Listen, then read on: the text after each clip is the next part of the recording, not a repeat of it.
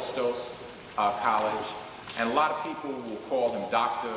Wilson and so on and so forth. The highest accolade you can give to somebody is call him Brother Wilson, because we don't have really many schools that really bestow these degrees and things on people. And there are people who exist in the community who can literally tell those people who have earned those degrees in some of those places where they bestow degrees, they could tell them to take their degree and make it into toilet paper.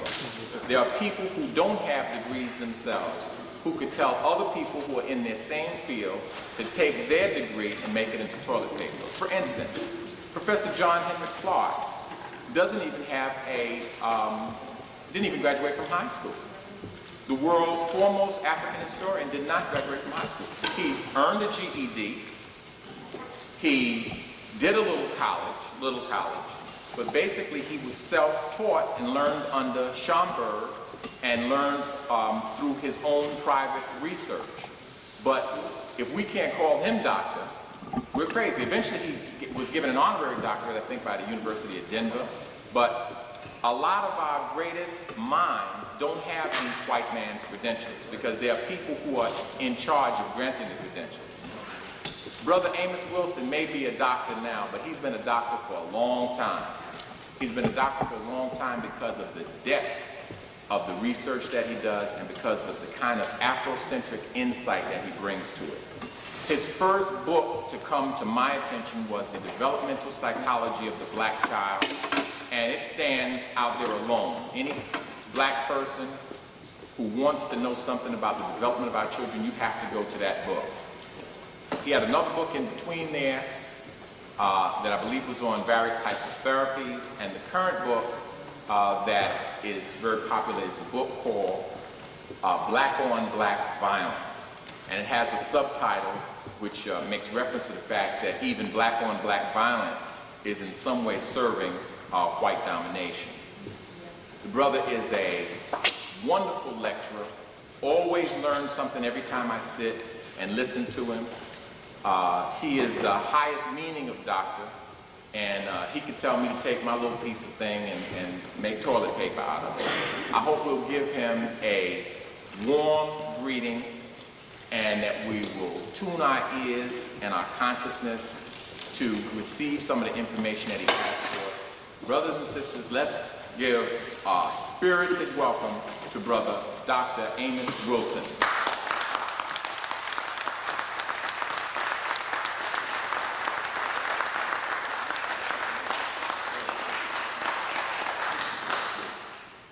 An introduction like that, I don't know when I'll spoil it with speech. I'm very, very pleased to have been invited to speak with you here today, and I'm certainly aware that there are a lot of competing events going on all over the place. So I can appreciate your coming here today because there are just so many things going on, and wonderful, great things happening here this weekend. And so I appreciate your taking the time to appear here today. I hope not to take up too much of your time so that perhaps you will get a chance to look at some of the other events. I want to also thank you for your response to Black on Black Violence, which is doing quite well, even though I hear that it's putting some of you through some sort of vocabulary hoops there. But hang in with it. It is a book I think you have to sort of perhaps read a couple of times. I think the thing that throws most people is the hyphenations. If you kind of look at it a little closer, you'll see that it's just old words sort of sewn together with hyphens in order to sort of deal with some concepts I think that are not dealt with in everyday life and dealt with in terms of where we are as a people. The outline of the book is, I think, very simple. Obviously, the first section deals with the presentation of the statistics, the so-called crime statistics, followed by the idea that these statistics have to be very carefully scrutinized, that they create halos that do not necessarily represent reality, And that's really what that is about, to sort of warn you as to how they are used to create points of view and misperceptions relative to our people. The essence of that text is to indicate that so-called black-on-black criminality, black-on-black violence, is a social act, that crime is a social act. It is a social interaction. It's not one that people desire necessarily, but it is a form of social interaction. And it occurs within a social context. Crime occurs within a society. And it is motivated by social values and ideas. So if people mug, they mug to often get money to buy things that the media and other propaganda organizations have told them are valuable. Things that they've been made to think will enhance their self-image, their social status. So what I'm trying to get across there is that a good deal of so-called criminality and violence is generated by the society itself, by the nature of its marketing system. And therefore you cannot detach criminality and criminal acts and even black-on-black violence from the nature of the social system in which it occurs. And this is the essence of what we're talking about here. This is followed by the idea then that black-on-black violence, being motivated, instigated to a great extent by the social system in which it occurs, then functions to maintain that system. You see, to keep that system sustained. You see, and this is the way we have to, and I'm trying to get a different vision here, to move you from the standard European idea that crime is purely an individual act and it purely flows out of the evil within the individual's mind. This is a tendency of European sociologists and criminologists who are in the end apologists for the social system. And by making it appear that crime flows out of an individual criminal nature, from an individual criminal personality, you do not look at the social system as a cause of crime, as an instigator of crime. You do not see criminality in segments of that social system as necessary to maintaining that system, and therefore you get engaged in self-blame and in blaming the victim, and you cooperate with the system against your own survival. And this is what we're talking about here. And this is what, in essence, this book is about.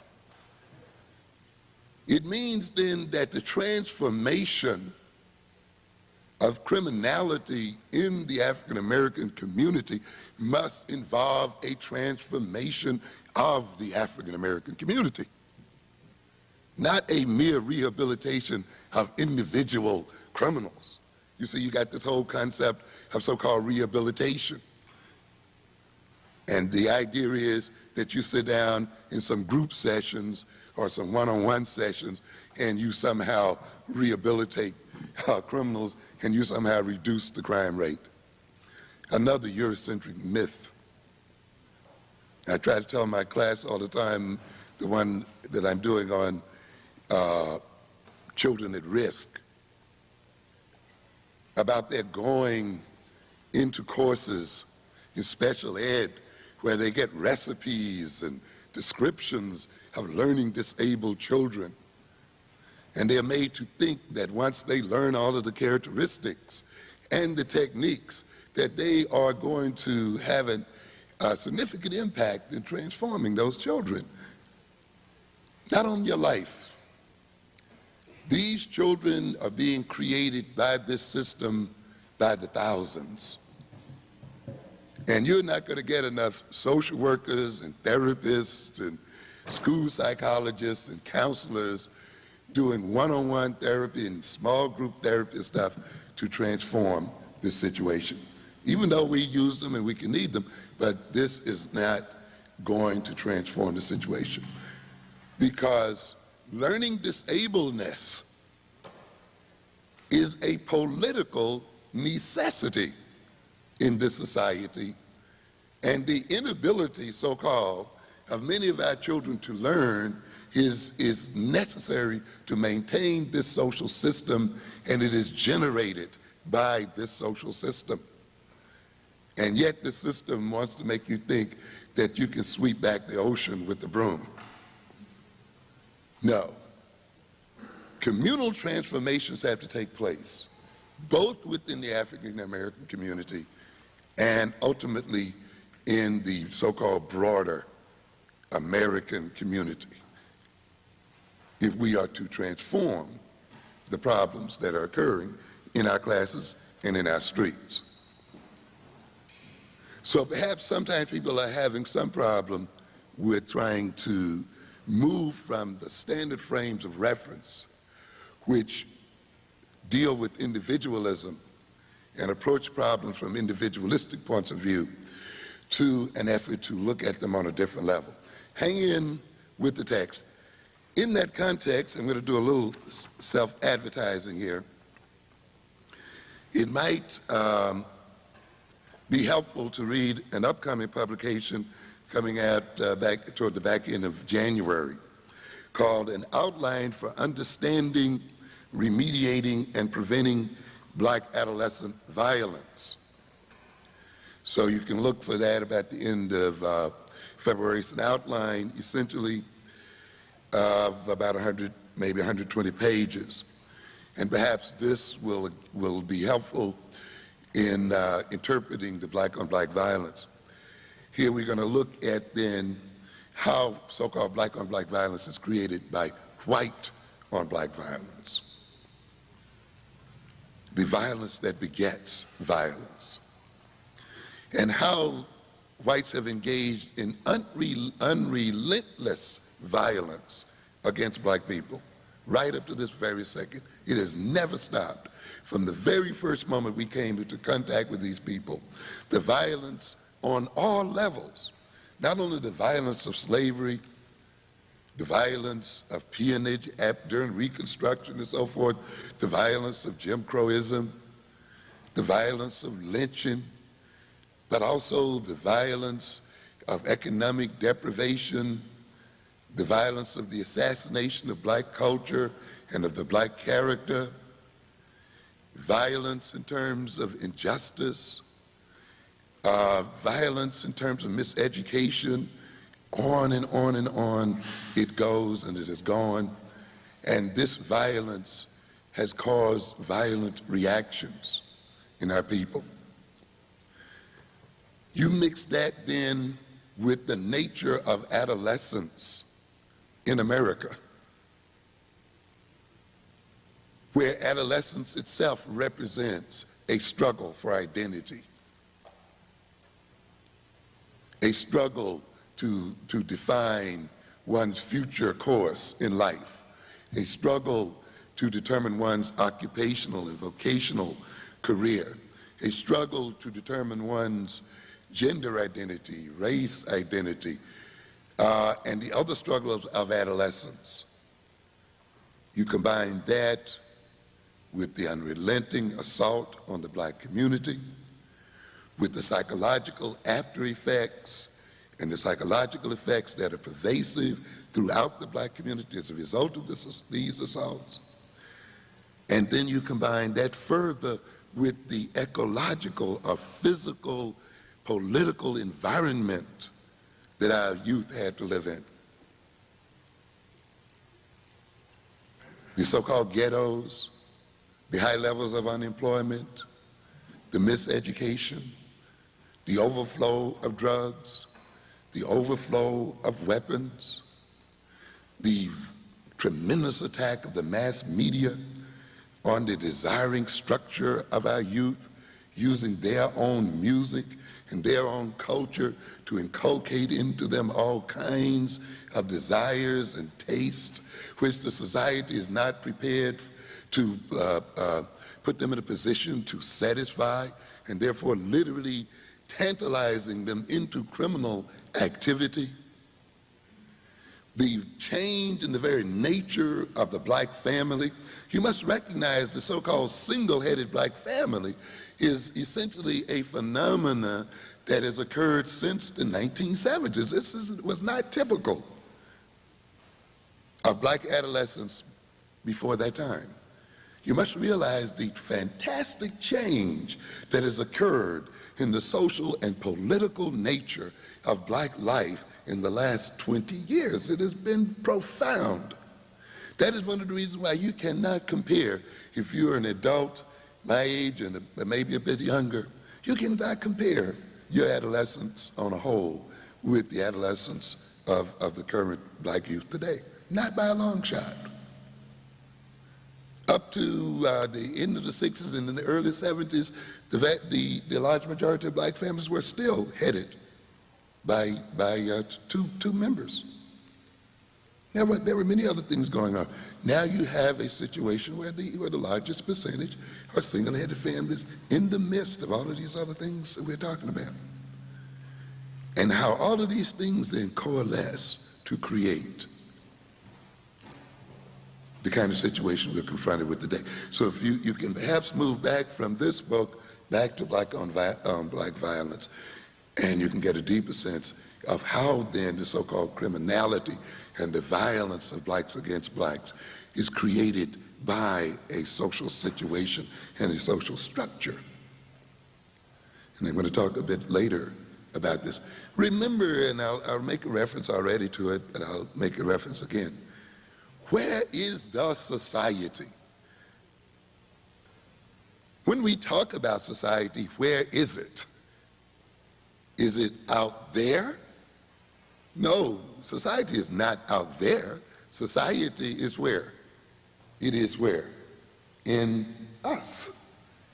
A society can only be carried within the minds and bodies of its members. It does not exist as an entity outside of the minds and bodies of people. So when we talk about a society and a social structure, it must represent itself in the behavior of people and of individuals. But of course, Eurocentric psychology likes to make you think that society exists outside and separate from people. That is logically impossible, and it's a stupidity that's perpetrated on the populations, upon our people, and often leads to serious misunderstandings, both of ourselves and of our situations. So anyway, look for an outline for understanding and remediating and preventing black adolescent violence. And while you're at it, you can also look for the other publication referred to as the falsification and mislabeling of African consciousness and behavior. Here we're going to talk about how European psychology colludes with European historiography to falsify the consciousness and minds of African people, and after falsifying them, to mislabel them and misdiagnose African people, and therefore mistreat them in the name of rehabilitation, which is one of the reasons why, of course, the so-called rehabilitative establishment never really rehabilitates so-called black-on-black criminals. They cannot afford to. The paradigm that they use is ultimately designed to maintain criminality. A third publication, which will also be coming out in January, will be one that's related more closely to the developmental psychology of the black child. It is titled Awakening the Natural Genius of African American Children.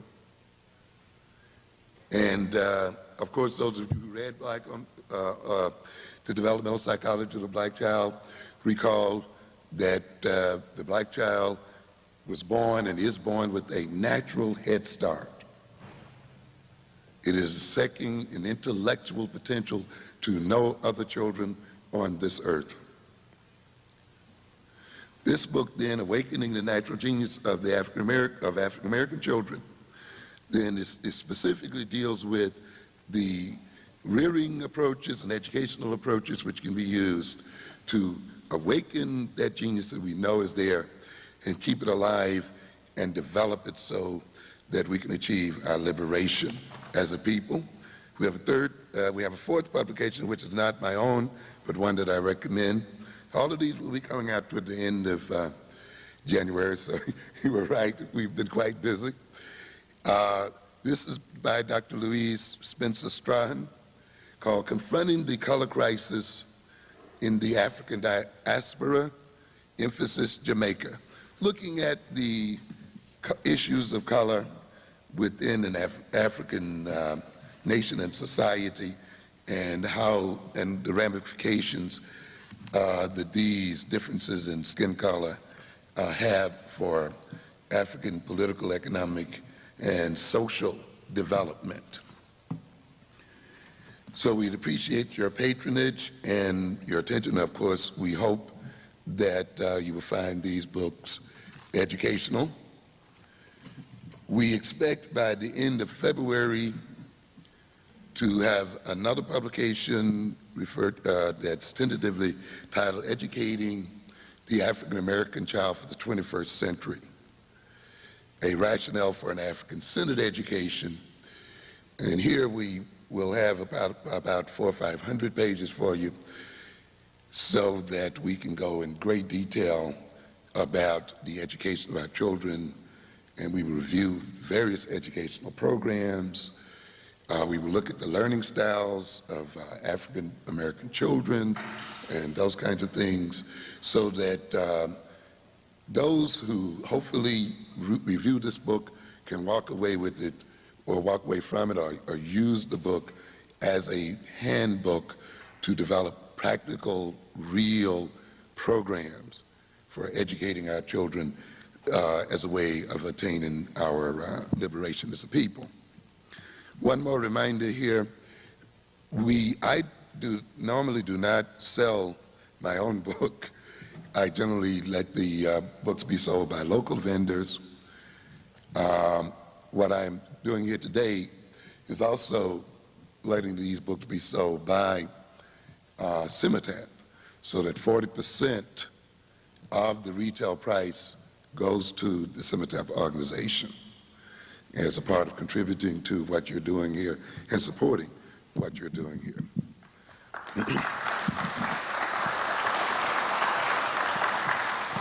Okay, I want to talk a bit here then today about the identity crisis within the African American community, myth or reality.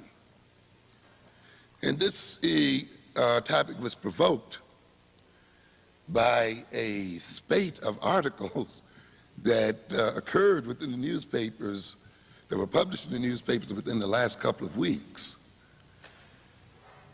And I found it very interesting, that you just sort of had a simultaneous occurrence of certain events and certain writings in the newspaper.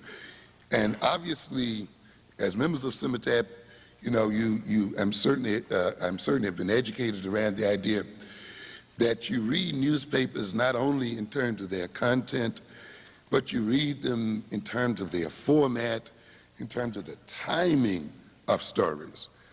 Why do certain stories occur at certain times? And regardless as to whether the stories contain truth or falsehood, just meditating about the time they're being published can tell you a great deal, whether they are true or false. Where they occur in the paper itself, where the articles are placed, can be very informative as well. How is news used by the establishment? What is the role of newspapers in the establishment? Do papers report the news, or do they make the news?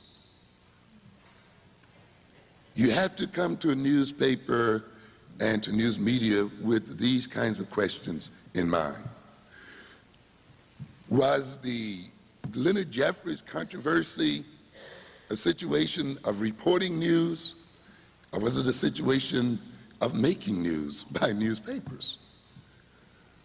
Was it a situation of reporting a speech or the use of a speech to create a type of consciousness and to achieve specific political and cultural goals? And what goals were being sought by these papers as they wrote about Jeffries and that controversy? It's very important to ask those questions, because some people misleadingly thought that the Jeffries controversy was about truth and falsehood, or truth and lies, and it had nothing to do with truth. That's why you never saw them debating Jeffries' documentations, never answering whether what he was saying was true or not, because that wasn't the point. And we must recognize then that often the publishing of news and so forth is not about then the publishing of truth or necessarily the publishing of lies, but about the manipulation of consciousness and about the achievement of particular social and political goals. And often they are not even about the person who is at the center of the story. The person is often secondary to the whole purpose of what's going on, and is merely a cog or a pawn being used.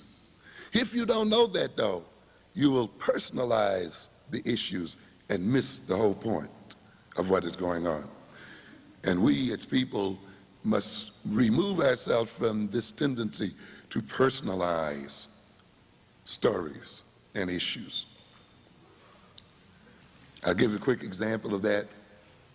I'm sure there are many blacks now in Louisiana who are going to sleep after having come out to the polls and voted Duke down, and who are feeling very proud about their voting prowess, and who saw the danger as Duke, who forgot their history, by the way, and remember that at another time in history they were able to vote too. And those votes were taken away from them. And it took almost 100 years for them to regain the right to vote.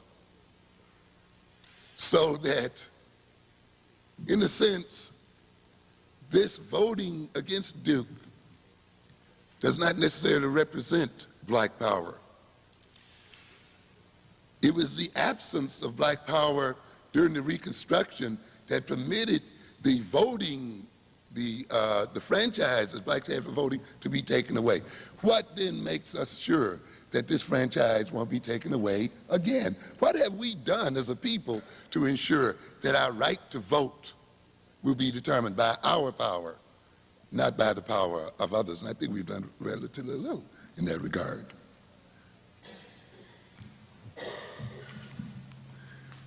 There are some who are forgetting that 55% of whites voted for David.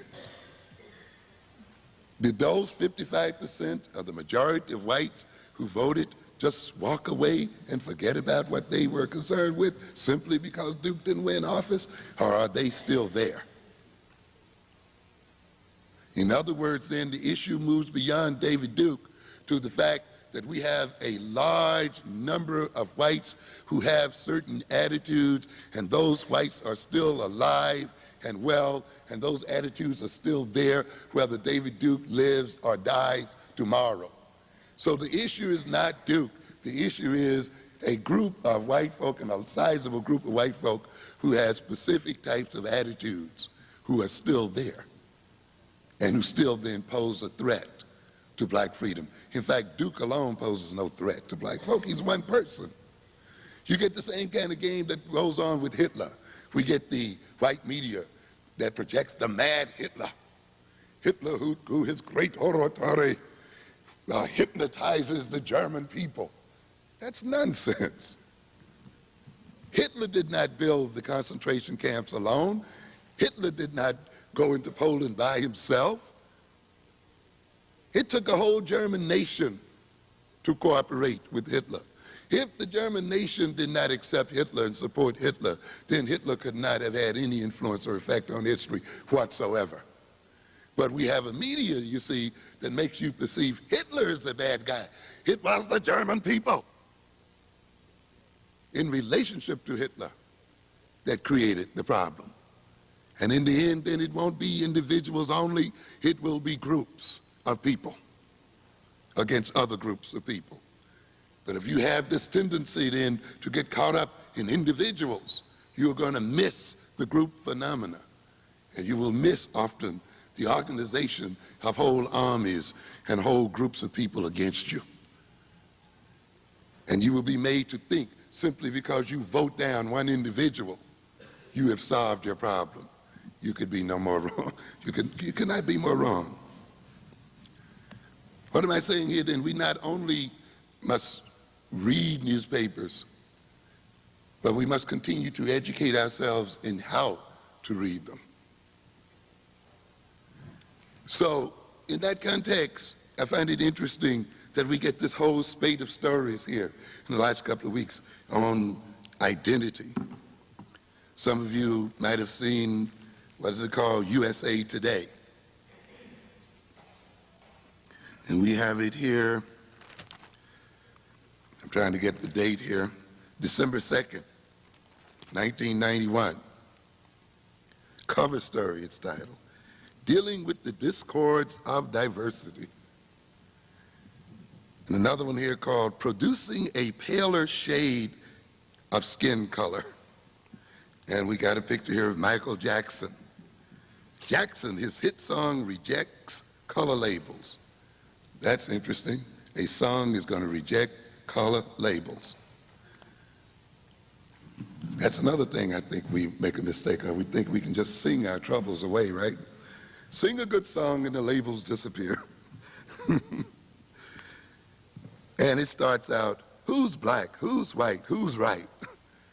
Increasingly high-profile African-American filmmakers, a Supreme Court nominee, even a mega-famous singer are engaging in public emotional examinations of black identity in the 90s. Is that right? Are these people really engaging in public emotional examination of black identity? And he jumps over and says, quotes Michael, I'm not going to spend my life being a color. Ignorant. Very ignorant.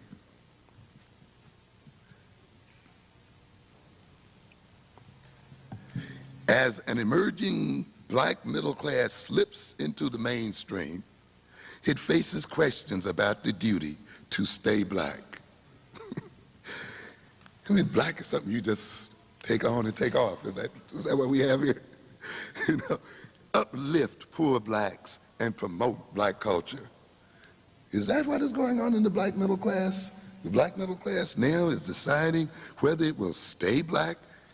You mean it has a choice of being other than black? And is it now questioning whether it will continue to uplift poor blacks and promote black culture? These concerns are reflected in the work and action of black filmmakers, writers, artists, and others. Who's blacker? Clarence Thomas, a Thurgood Marshall. Spike Lee, a port activist, Amiri Baraka. They've all been cross-examined in the media in racial terms. Whose media? New York Times, November 30th, 1991. In a 90s quest for black identity, intense doubts and disagreement. Lena Williams of the New York Times. I hope one day, Simitab, and maybe you're doing this already, can perhaps call together these black journalists and so forth and educate them a bit as well. So we get here, the ever-changing black experience in America is being assessed with a new intensity. Skin color, how you talk, more specifically, what you say, how you live your life, are examples of the tests being used to determine what it means to be black in the 1990s. Not since the tumultuous 1960s has there been such an intense focus on blackness. And it jumps over to, talks about books and news articles. The topic range from what's black, who's black, what's not, to black like who.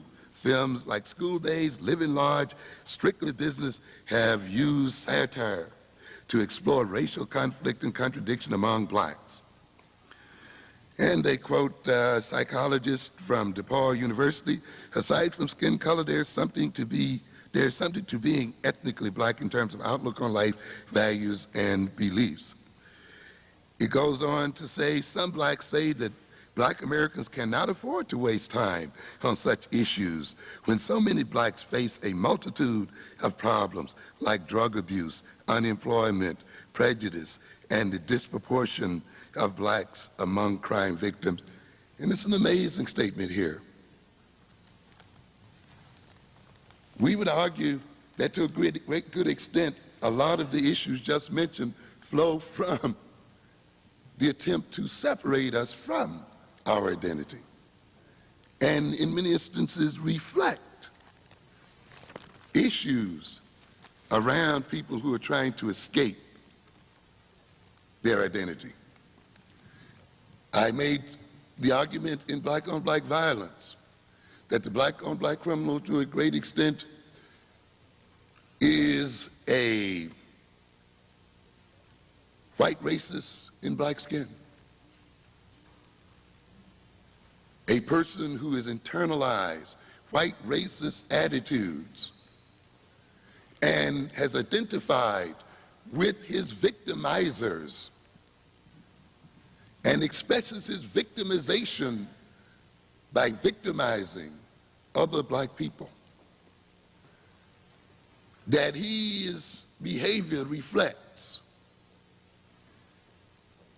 the absence of an appropriate black and African identity.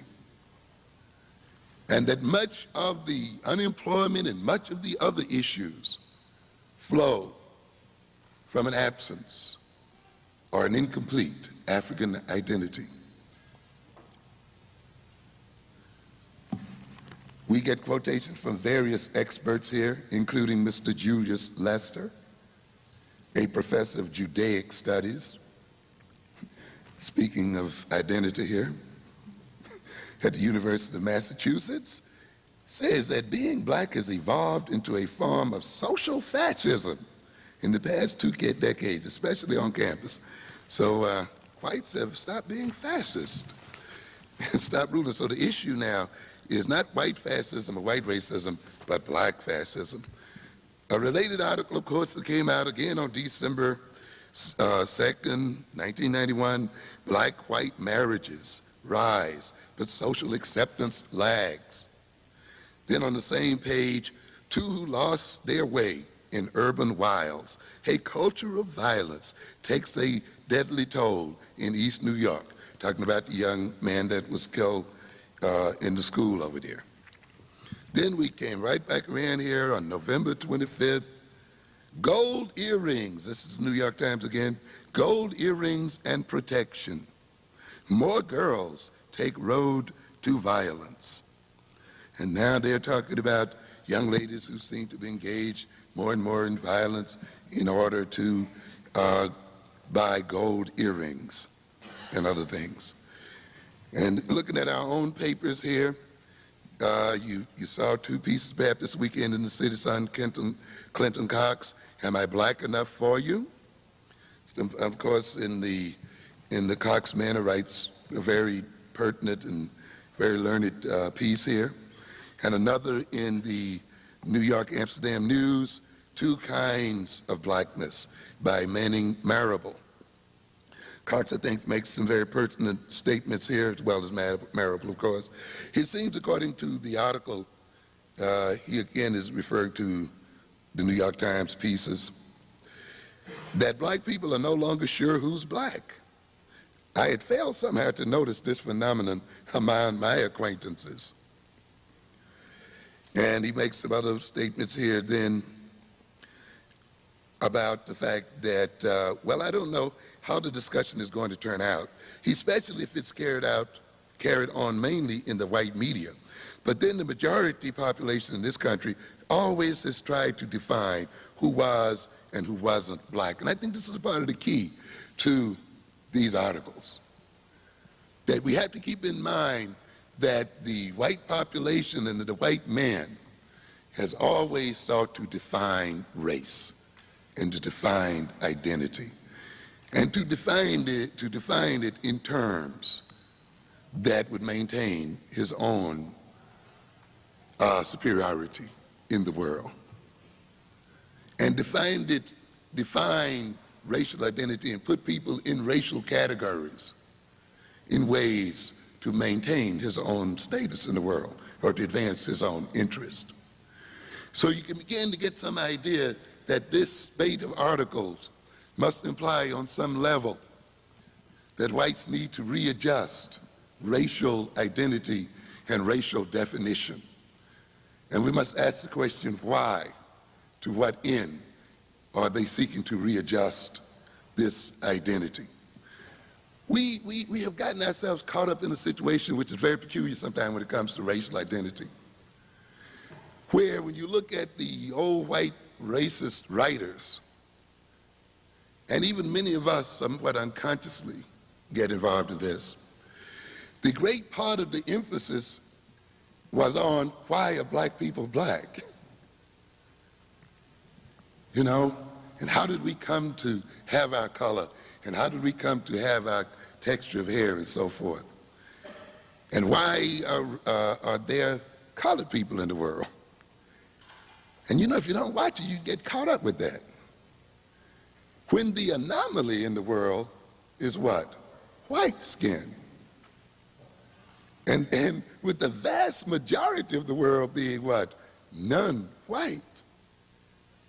The issue becomes, how did these people appear in the world? How can we explain their presence in the world? But in typical white fashion, the issue is always what? Reversed. And so people get caught up in discussing the most common issue and not looking at the most uncommon one, the one that really needs explanation.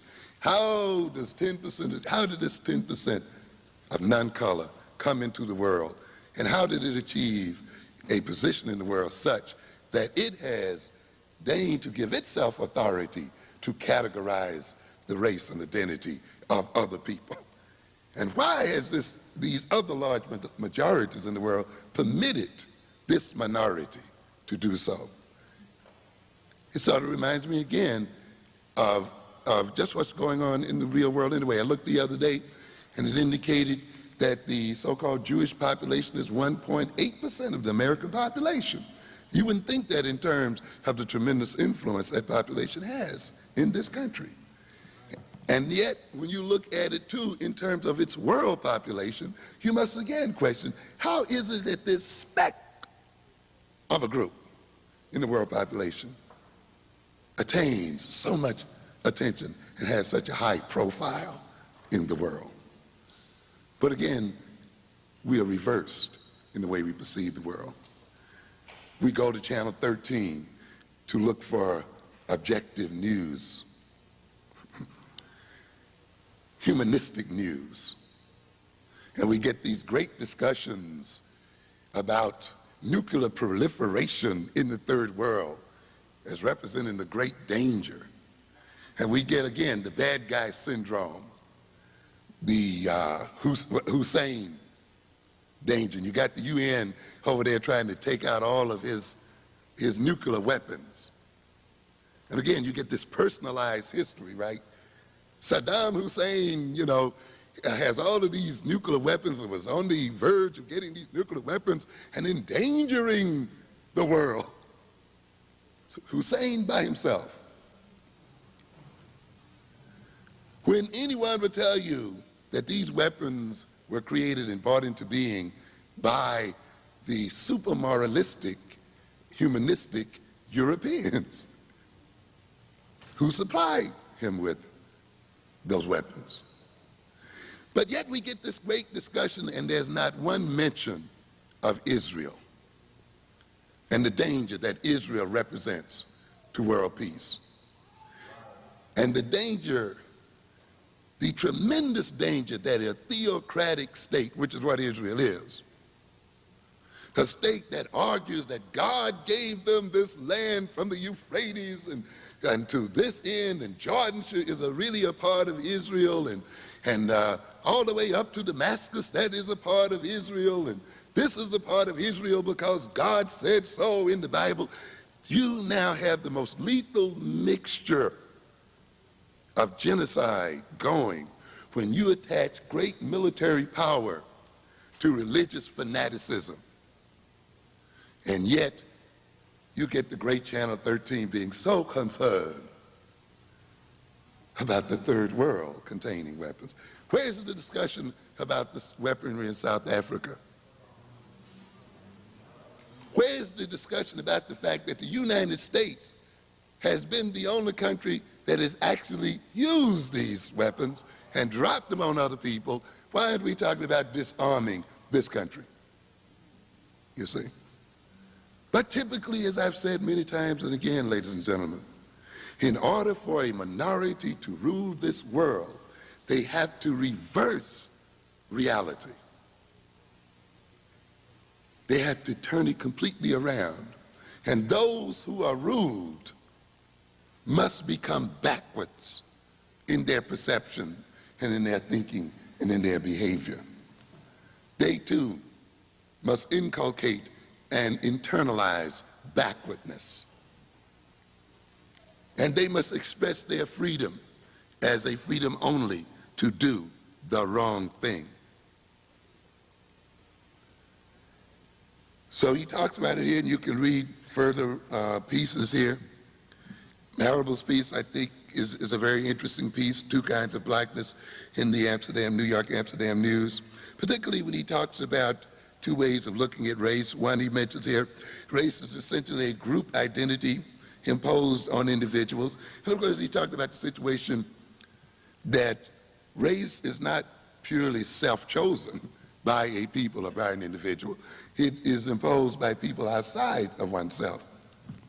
I think I heard Karenga the other day use what I thought was a trenchant piece, a trenchant statement that he said, I believe is an African proverb, that simply because you put your hand before your eyes doesn't mean the sun has gone out. And yet you have some blacks who think that in their not seeing color, the world doesn't see color, or does not see them as black. They think if they would keep their incantations going on about how they are not black, and how they choose not to live a color, and how they choose not to see the world as colored, that the world will not continue to treat them as black and see them as black. This is a foolish perception. It is a very childish and immature perception, which is, of course, is, again, what oppression tends to do to oppress people. It tends to immaturize oppressed people and maintain and instigate a retarded development in terms of thinking in too many of our people. When we talk about this kind of thinking, we talk about this kind of thinking as occurring in children 2 and 3 and 4 years old, who think that they can hide their eyes, and by hiding their eyes, the other person disappears or goes away. Or that because they don't see the other person themselves, that the other person does not see them. And you can see this foolishness, as I've suggested, on other circumstances. You go into Bensonhurst, as Hawkins did, or you go into Howard Beach, and you keep repeating to yourself, I'm not black, I'm not black, I don't see myself as black. And you think that those people don't see you as black. In fact, it is the keen recognition that you are black and that other people see you as black that can save your life. Because you can say, I'm black, I know how these people think about black people, and I know this neighborhood, and consequently, I will approach it this way. But you go in there singing about how we are all one, and we are all one little color, and so forth. But this is a part of oppression, to motivate the oppressed to escape their very reality. And all it does in the end is, as we said in the Bensonhurst and so forth, leads ultimately to genocidal attacks. It is not for black people not to see color to transform the world. It is for other people, and particularly for whites, and I'm not waiting on that, not to see color. We are suffering not because we chose to see ourselves as colored or not colored, but because others see us in that vein and react to us in that vein, and it is for their perceptions to change. But again, you see this old martyr complex on the part of the oppressed, thinking that letting themselves be nailed to the cross is somehow going to save the world. It only is going to get you nailed to the cross. He goes on here to say then, so there are many blacks who want to see race in purely racial terms, just as a means belonging to a group who have in common a certain skin color and other physical features. And of course, then he talks about the other side of blackness, which I will refer to a bit later. So then we should ask ourselves, are these articles coincidental? Why are they being published at this juncture? What function are they playing within the political establishment? What is this concept of identity and of self? What is this concept of individuality? What is an individual anyway? We don't spend enough time thinking about that. One of the things that we must debunk immediately is the idea that a person can be completely individual and separated completely from society. In fact, individuality has no meaning other than in a society. If you are in the world completely alone, no one else existed, why would you even think about individuality? There's no meaning whatsoever. Why would you even think about identity, race, or anything else? These things come to have meaning and operate within a social context. The concept of personal and social identity takes on meaning relative to other people, relative to a social system. Identity, by its very nature, is a social concept. It is no way you're going to escape the social in your personality. One's identity begins before he or she is even born. It begins in the womb itself. The society begins to shape the personality from the very first moment of conception. However one's identity is defined and assigned, however such an identity is expressed, it has social ramifications and produces social effects. Because one acts one's identity out within a social system. I don't care how you define it. If you're living in a society, it has social effects and social influences. Individual definition and expression is achieved within the social structure. Self-identity is confirmed by repeated and relatively consistent social interactions. To have an identity means that you have some kind of boundaries around your mental and physical personality. Those boundaries have to be defined relative to those outside of those boundaries.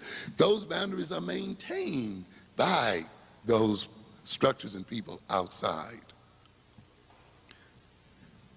In fact, one does not achieve an identity in the fullest sense until that identity is confirmed by other people. You know, you can say, I am the king, if you want to. You can say it all you want to, but until others defer to you and bow to your presence and follow your command, in reality, you're not. It takes the behavior and attitude and the relations of other people to confirm what you may even call an individual identity. They have to relate to you in some particular set of ways. The idea then that you can have an identity unconfirmed, unrelated to a social system is totally illogical. This man who says he is neither black nor white will still turn around and call himself a singer, which requires what? An audience. People to listen, people to buy records, people to respond to him as what? A singer. If he were in the middle of the forest, totally alone, what difference would it make if he sang or not? How could he define himself? The word singer, the word dancer, only has meaning within a social, political context. It's just like the context people talk about of being independently wealthy. How are you going to be independently wealthy? These are my dollars. A dollar is nothing but a printed piece of paper. That is all it is in essence. The dollar is a social instrument, and its value must be accepted by other people. Therefore, it can never belong to you alone. It only has value because it is a social instrument. You never own it by yourself, for yourself, and to yourself. If you did, it would not be accepted as what? Money. But of course, the bourgeois society wants to create this so that it can make the poor and these other people it rips off think that they do not give meaning to wealth and riches.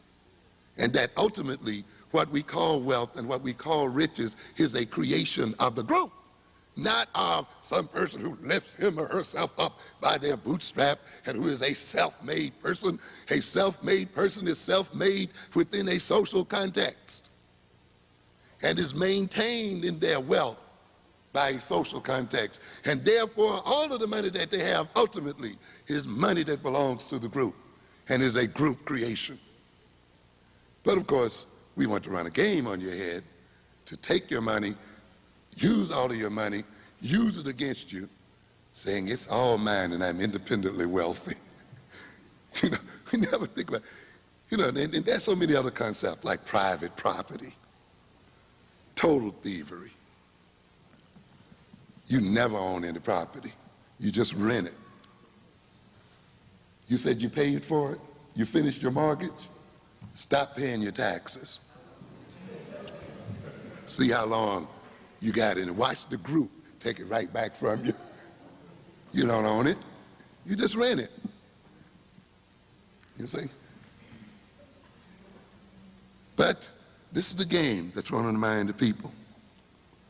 What makes an individual, what makes us individual is our unique ways of integrating and expressing and relating to community, to shared social knowledge, techniques, resources, and values.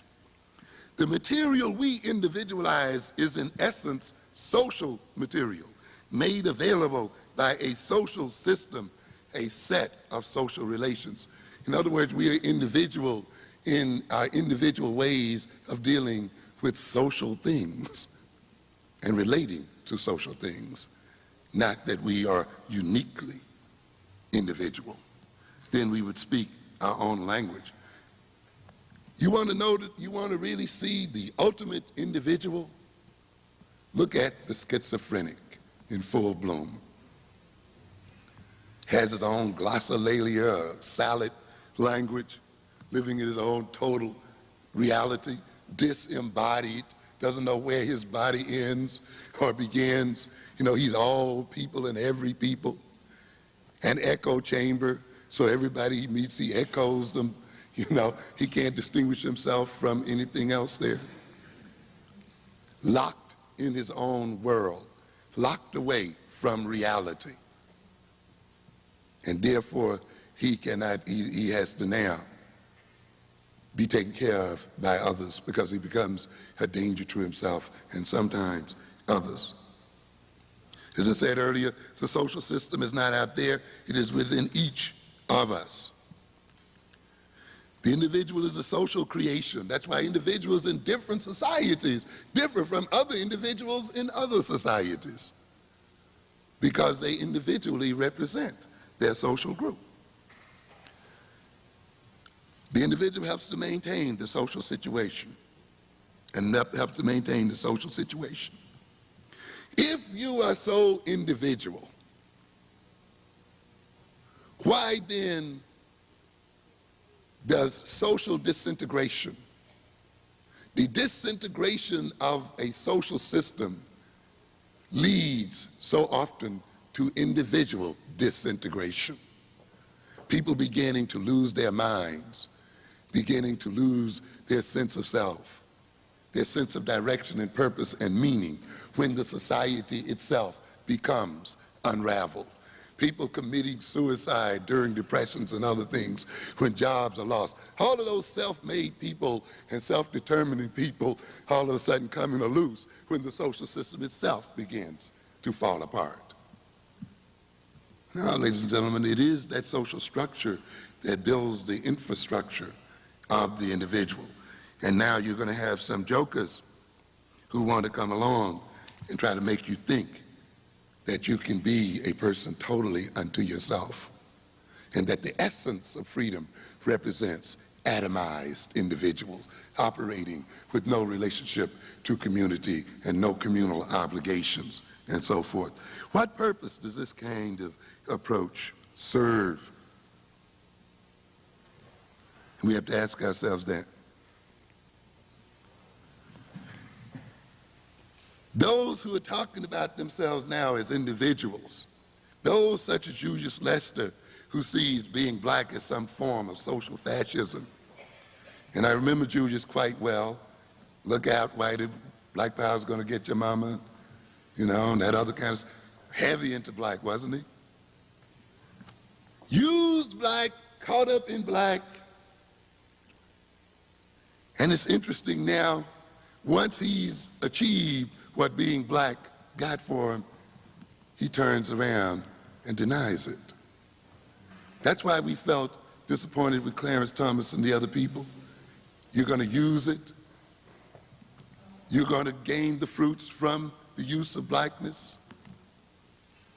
You're going to get your job from our demanding quotas and other things in terms of blackness, not everybody-ness, but blackness.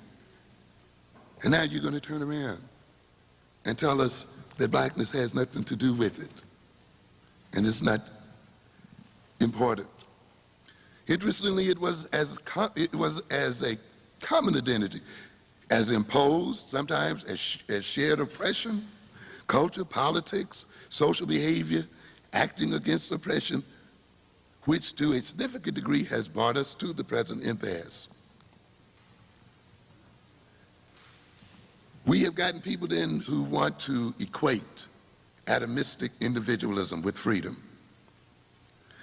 I would say, to a good degree, we're seeing this kind of thing going on in the black community, particularly by some individuals in the black community, because we perhaps didn't notice that these seeds were already a part of the so-called civil rights movement, but they were hidden by our focus and our attention on achieving our so-called civil rights, and by our dealing with our obvious oppression.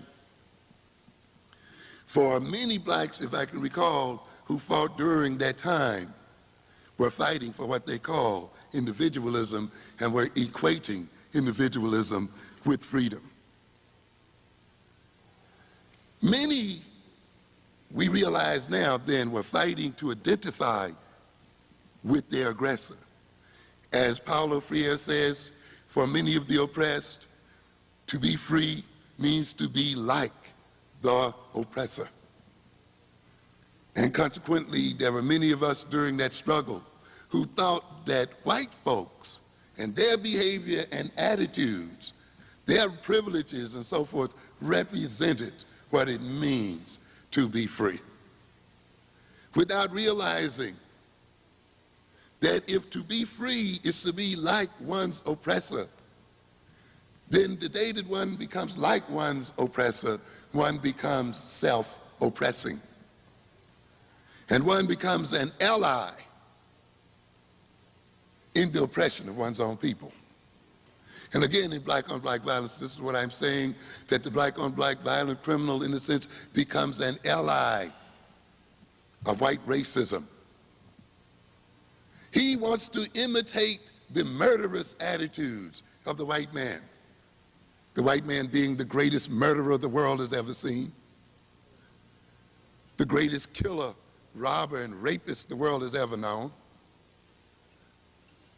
Yes, I used to hear you say you want your children to be just like them without thinking. Our enslavers,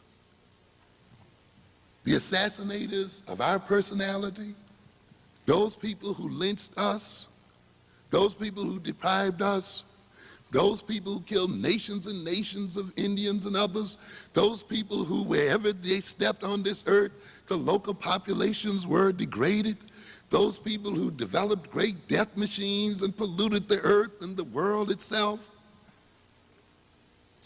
Those killers and murderers is what we desired to be like, and represented to many of us what it means to be free. When you take upon yourself that definition of what it means to be free, there is no wonder then that we engage in the killing of ourselves. When we identify with killers and identify with people who kill us, then we ultimately must engage in suicide and self-destruction. And this is often what has happened. There were too many who read freedom to being like white folk. And they fought then the oppression that was coming to us all, not to transform a system and not to reduce the power of an oppressive group, but to gain the right to more closely identify with their oppressors. Many were fighting using the concept of blackness not so much to identify with us, but to dissociate themselves from us. And that's almost sort of hidden in this concept of once we gain our great freedom, people would not see us as colored. They would look at us as some form of abstraction. Why can't people see you in your reality? If you are black or whatever color you are, why cannot people see you as you are? Why is it that we demand that they play some kind of perceptual trick on themselves and not see us in our reality and in the color we present to them, since they have color cones in their eyes designed to see color, and then deal with us honestly and fairly? Have we bought the idea then that if people see us in our true color, that they are bound to mistreat us? This leads us to the idea then that it is our color that is the cause of our oppression, and not the madness and insanity of others who are oppressing us.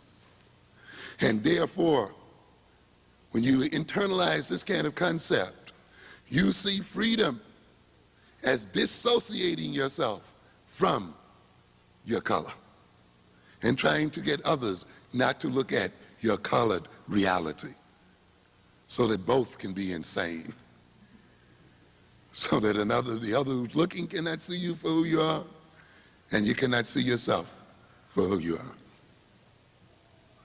And therefore there were those who fought as black people in order not to be seen as black people. The very essence of schizophrenia, again, and madness, is dissociation. A cutting off of the individual from his reality, and a form of alienation. There were other of us who fought and fell behind the black banner during the civil rights era, Not as Maddox tells us, I think very importantly here, Attorney Maddox, not so much for civil rights as for consumer rights. And it becomes sort of interesting that the civil rights struggle centered around lunch counters and retail stores. And you begin to realize that while this certainly was not the whole of civil rights, that there was an aspect having to do with consumption, the right to take our money and give it to people who hated our guts. And we see this still going on today. And again, we talk about this in black on black violence. People don't want to live next to you, hate the sight of you, miseducate the children, want to continue their oppression. And then what do? Beat each other up so that we can carry our money to them, buy the bus loads, and feel proud of ourselves and feel good after we've given it to them. And then we'll say, why are you doing that? It's my right as a United States citizen. I'm telling you, you look at it very closely, and you will see to a great extent many of the rights that we claim we have were really set up in a way so that the white community could get greater access to black resources and money. And watch, as we became desegregated, we engage in the wholesale disinvestment of the black community. And to a great extent, it was a result of getting caught up in these consumer rights, which is another game, by the way. To buy what I want, when I want it, has an expression of freedom. Watch that concept. I was talking to one man here in Chicago who was complaining about his daughter being mistreated by his white neighbors, he being the only black one in the neighborhood. What can I do about that? That's right. Oh no, but it's my right to live where I want to live. And you know, this is the expression of my right. And it's interesting that when we get through defining our rights, it almost always means carrying our money to white folk and giving our resources to white folk. But the ultimate thing that it means is that white oppression did not end there, did it? His right to buy into a neighborhood made his oppression even more clear. He brought his children into even more naked oppression by the very rights that he thought he had won and that he thought he was exercising. And to a great extent, the black community had run into that impasse. After getting all the fair housing laws and all of the lunch counter laws and the desegregation laws and the other laws passed, we were fit to be free at last, and yet we look up, and where are we? Suffering, still talking about what? The miseducation of our children, still talking about criminality in our communities, still talking about disease running rampant, still talking about poverty and unemployment. It was, as the French says, the more things change, the more they what? Remain the same. We begin to realize then that this freedom of consumption was not liberation. You have to recognize then, and we must recognize that there's a difference in class consciousness and individualized consciousness. And what is going on here today is an attempt to impose on black people an individualized consciousness and to make us believe that by being totally free and disconnected as individuals, we will be free as a people. That is the very opposite of what is going to occur. The more we push for our own unique individual freedom, the more we will come under the domination and oppression of others as a group. There is no ultimate individual freedom, ladies and gentlemen, as black people, if there is not group freedom. The powerless individual is not seen as an individual anyway. That is why we talk about what? Stereotyping. That is why the slave master, our masters calls us what? Field hands. Not individuals, workers, laborers, because there's what? A category of people there.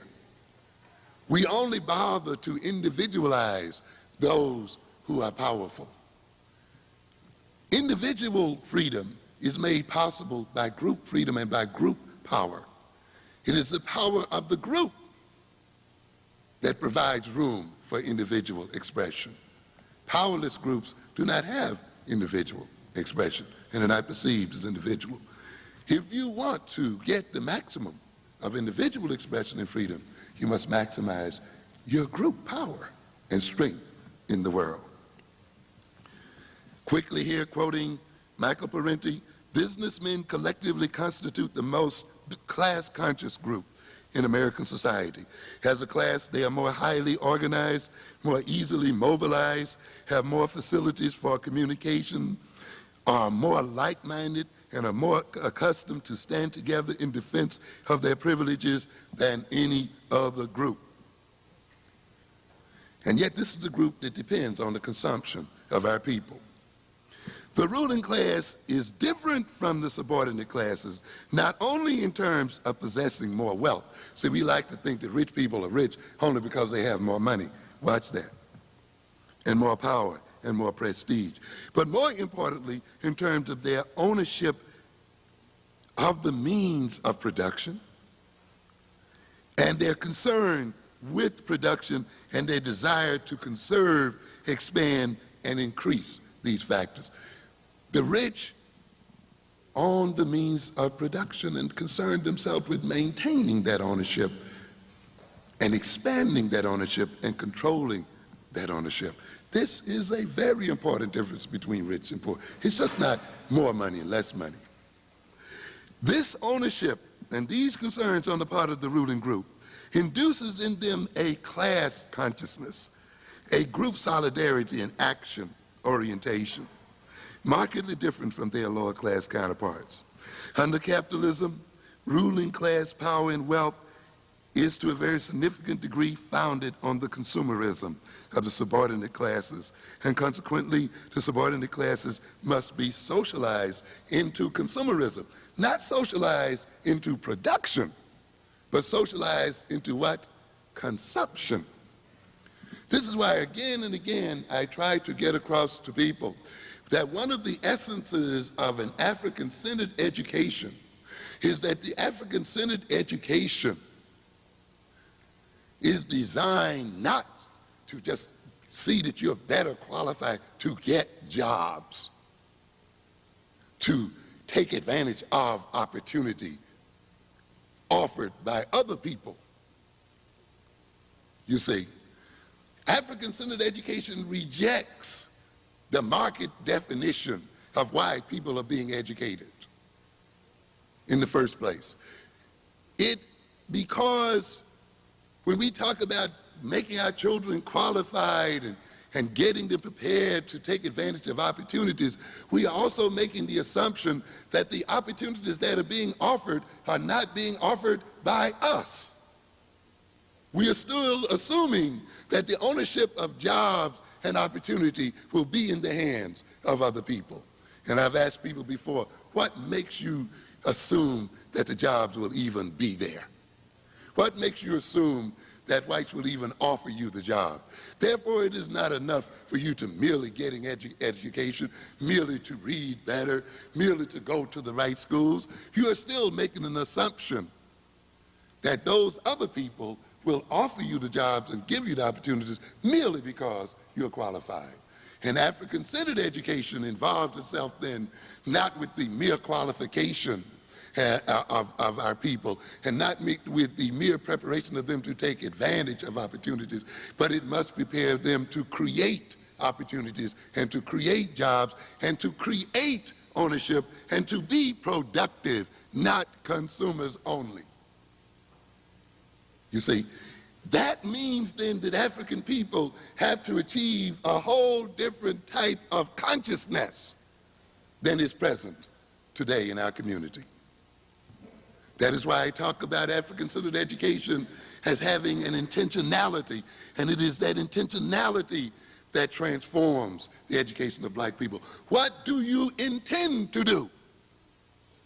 Not what has happened to you, not what you are missing, not the idea that your children are not reading as well, or they're not doing math as well. That is not the stimulus for African-centered education.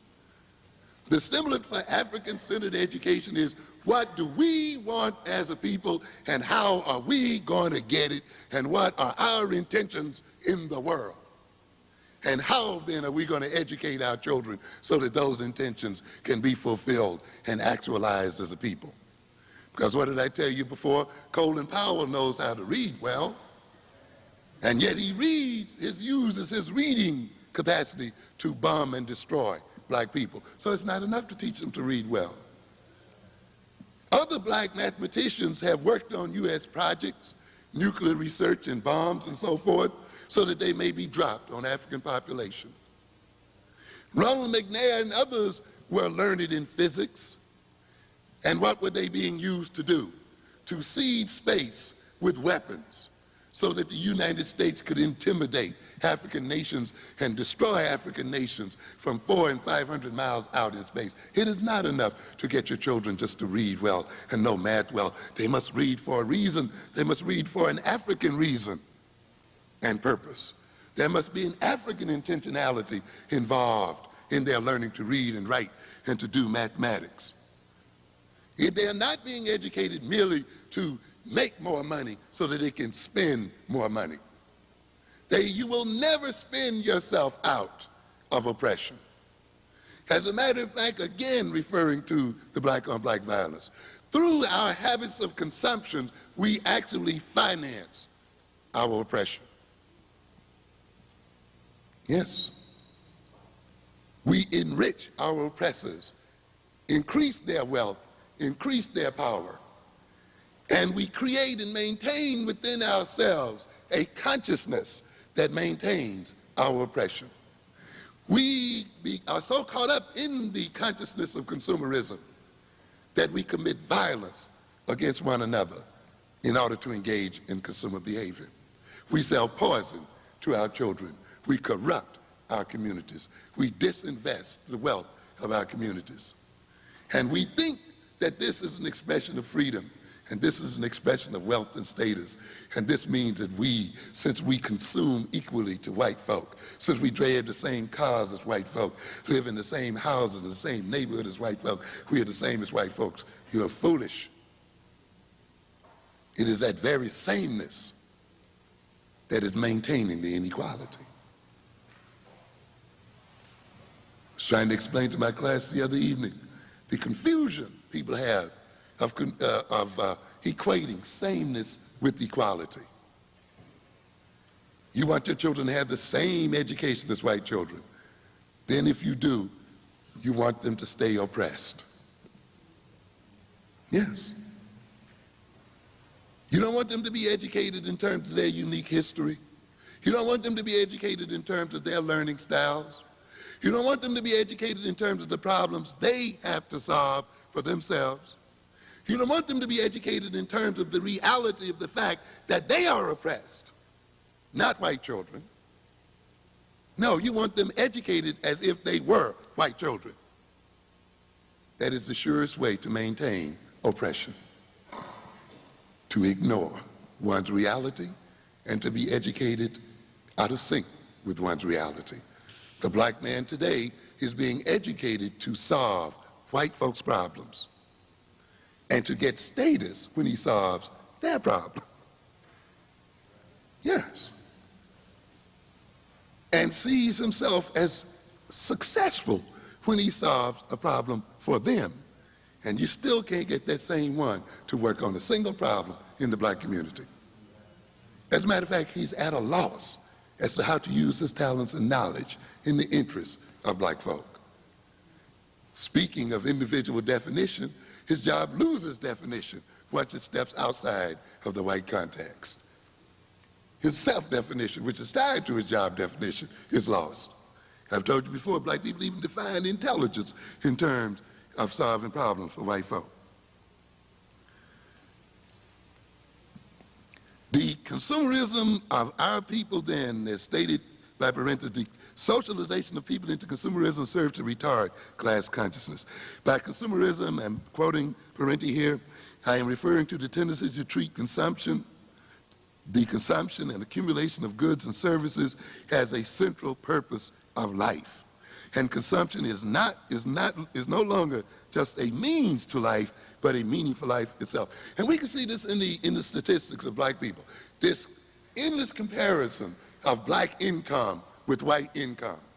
What percentage of black people earning of white income? As if that is the most important index of black freedom. Not what percentage of America do black people own. What percentage of the means of production do black people own? What kind of military and other kind of power do black people own compared to white folk? No, that's not even dealt with. What income do you have compared with white folk? And as I've told you before, there's a difference between income and wealth.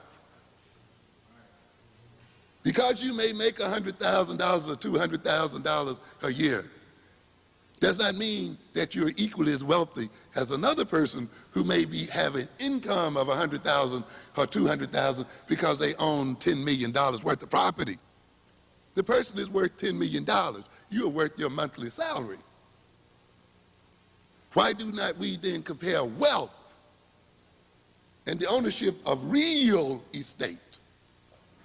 Why do we merely compare what? Income, which to a good extent is an index of consumption, not an index of ownership, not an index of power, not an index of control.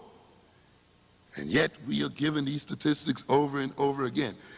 And therefore we have a consciousness of people who concentrate on income instead of wealth, consumption instead of production. And then you want to think because you got a salary equal to white folk that you're equal as wealthy. You got another thought comment. Consumerism is more than an attitude arising from personal greed. It is a mode of social behavior functional to capitalistic society. The corporate need is to produce more, to sell more, to profit more, to produce more, and so on endlessly. Under capitalism, the acquisitive impulse is not merely indulged, it is constantly instigated and developed into a life imperative that cannot easily be put to rest. A psychology of moreness, knowing no end. In other words, once you get into this consumption mode, it's hard to get out of it. How many of you fighting your children about these Christmas gifts? And they've been pounded through the year, and now at this point, with all kinds of advertising. And this is another difference I have to talk about. When I was growing up, you know, you got what parents bought you. And the commercial market was pretty much projected toward adults. But now you have a commercial market that is highly segmented, that advertises not to adults only, but that advertises to specific segments in the society, all the way from older people, what do they spend, what are their habits? So you set this ad up this way if you want to get them. The mid-range, mid-age group, the adolescent, young adult group, what kind of music do they listen to? What kind of language do they use? What kind of taste do they have? So we want to set the ad up so that we can talk directly to them. But it doesn't stop only at adolescents. It talks about what? Children. Well, children from 4 to 5 or 5 to 10 are a $3 billion market. They are a market even though they're not working. They're not earning money, but they are a market because they know that these little kids can worry mom and daddy to death. And mom and daddy are going to do what? Buy those gifts. And therefore the little ads are directly shot, directly at them. They internalize them and express them in their attitudes and behavior toward their parents. And their parents are influenced by it, and the money goes out. And it's hard, once you get into it, to stop it. This is what we talk about. It becomes what? Imperative. You can't cut it off. It's like trying to cut off a smoking habit or something. Thus, the attention and energies of people in capitalist society becomes decidedly privatized. Consequently, while the socialization of the owning class members is designed to foster class loyalties and cohesions, the socialization of the propertyless move with opposite effect. And we can see it going in opposite direction.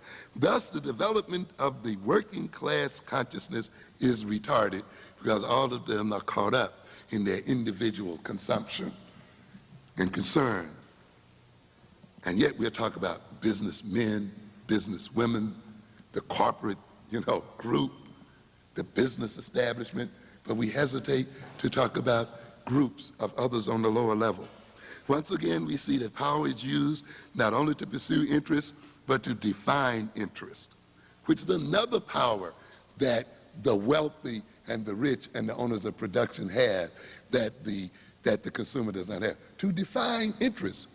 Again, in Black on Black Violence, I talk about there in chapter 8, desiring production, of how tastes are created by the system, and how, in a sense, those things that we own as black people are devalued by the system, and only those things that have value are things owned by the other people. And their advertising establishment and their media creates a taste for everything that you don't have and that you can't make for yourself. That's the only way it can work. How did you gain the taste for what you have today? And I talk about that there. I talked about the crack industry, right? That it is the taste and addiction of the crack addicts that maintains the whole infrastructure of the crack industry. That it is the manipulation of their desire that is the engine that runs the whole thing. That is why the pusher, as pusher, may give away drugs free at the beginning. To do what? Create what? Desire. To produce what? Desire. And desire once produced. And now, since he has the desired products, he now lives off the desire that he's created. And we are all addicts as oppressed people, watching our oppressors create our desires. And what's being created in us, it's our desires that maintain the system.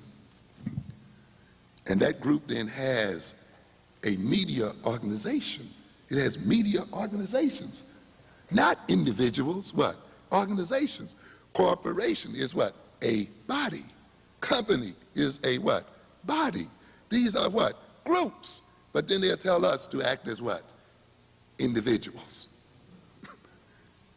They go to work and coordinate their activities. They dress within certain limitations. They talk certain sort of ways. They write certain sort of ways. They express certain types of outlook. They go to school for years so that they can be appropriately shaped to talk, walk, dress, write, perceive the world, so that they can fit into what? An organization and a body, so they can fleece the other individuals in the world. This is what it's about.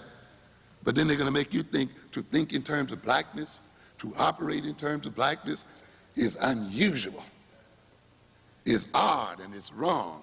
But of course, what do I say? Things have to be backwards, don't they? This is the nature of things. Again, speaking to my class the other night, to get engaged in black studies is something bad. But what have you been studying? White studies. We make the mistake of thinking that what is white is universal than what is black. And yet, this defies the reality. There are more of us colored folk and non-white folk in the world than white folk. Why do we then continue to perceive whiteness as representing greater universality than blackness? But it has to be that way in front of this small group to win. So their psychologies don't become white psychology. They just become what? Developmental psychology. And of course, the person reads into that then that this psychology, since it is not prefixed by a racial term, must be more universal. The education that they provide in these schools is not called white Eurocentric education, it's called what? Standard education. And again, people are taken in to believe that then what is offered in white schools is somehow more universal and race neutral. You see, if it were so race neutral, then why does it seem to maintain that race in the position that it is in? I'll be through shortly here. So the power of the ruling class is used to create taste. One quotation from Tillich: modern capitalism is the manifestation of the war of all against all, accepted as principle. And we bought that. The idea that people are always going to be at war against each other as individuals. Hence, an activity motivated always by the impulse to seek one's interests at the expense of others. The peculiarly demonic element in the situation of capitalist society is this: that conflict is not the expression of individual arbitrariness or of chaotic anarchy, but is necessarily bound up with the maintenance of the capitalist economic system and as a result of that system itself. Let me go back with this. Those people who talk about individualism and privatized consumption and going only for themselves are not really expressing individualism. They have internalized the strongest social and group ideology of all. In other words, it is the ideology of isolated individualism. It is the ideology of unconstrained consumption, consumption unrelated to group purpose and ends, consumption unrelated to community, that is the most communal of ideologies, because it does what? Maintains whom? The white community. You see? In other words, as I've said, we got to be backwards again. In expressing our so-called individuality as black people, we have been duped to the greater extent, and we are acting most within a group concept, because it is that concept imposed upon the oppressed that maintains the power of the oppressor and is the source of the oppressor's wealth and of his power. That is why the more you spend unrelated to community ends and unrelated to community purpose, the poorer we get. The more oppressed we become, the more unemployed we become, you see. The idea of individualized consumption, unconnected to community, is one of the most political and economical ideas we can engage in. That's why we have to look at it very closely. And that's why the more individualized you become in your consumption, the more disconnected you become in your behavior and attitudes, the more, as I said earlier, we will feel the brunt of oppression, and the more the power of others will increase over us. We are not going to spend ourselves out of oppression and by giving our money to our oppressors. The right to spend money anywhere, any place, is not an expression of freedom, but really a part of enchaining ourselves ever more closely to our oppressive conditions. So looking at these facts and looking at the fact that our fundamental conditions had not changed, that we've actually gotten worse in many instances, we began to question this philosophy, not that we hadn't been questioning it all along, but we had people with this other ideology overlaying us, and by us, I'm talking about nationalists. Black nationalism reasserted its influence as Afrocentrism, placed new demands on the social system and on all black Americans. These demands stimulated, and this is what's going on here, why are we all of a sudden having crisis in identity? At the very moment, we also talked about what? Afrocentrism and African what? Centeredness. So right at this moment, when we are beginning to coalesce and to develop a concept of African identity and Afrocentrism, we are all now suddenly in a what? Identity crisis. Is the identity crisis really there, or is what going on an attempt to do what? Create an identity crisis? Because these people are well aware of what a full and wholesome identity will do to them, and they are aware that an African-centered identity represents the end of white power and of white oppression.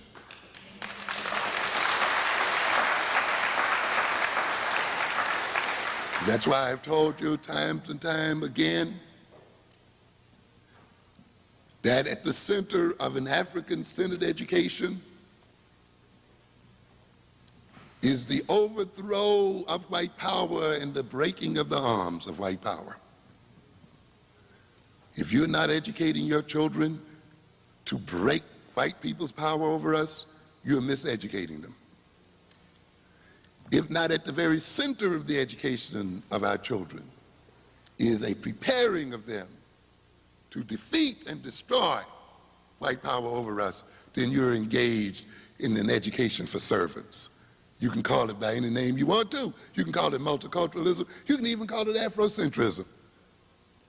But if its goal does not have at the center of it the destruction of white folks' power over black folk, and the destruction of any other ethnic group's power over black folk, then you're not talking about African-centered education. And ultimately, you're not talking about liberation. You have to keep that in mind. That is a part of it. And that kind of consciousness places new demands on black folk and on this system. So you have some black folk then hearing about Afrocentrism, fear resegregation. In fact, they'll call it what? Self-segregation. These other groups, by the way, who live together and want to stay in their own neighborhoods, fight you and burn your house down when you move in, move their children out so they can keep their children to themselves and educate their children, you know, all of these things. And as a result thereof, you see they have their power and they have control and they have wealth and everything. And then you have some Negro saying segregation of the group represents failure.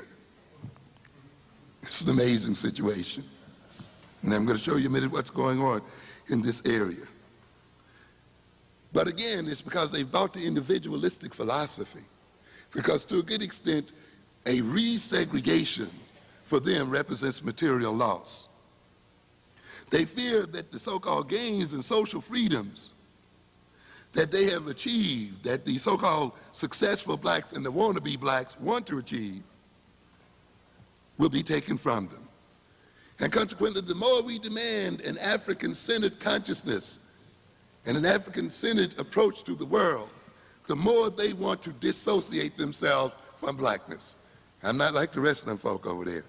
Let me in. They fear black power, of course. White people fear black power.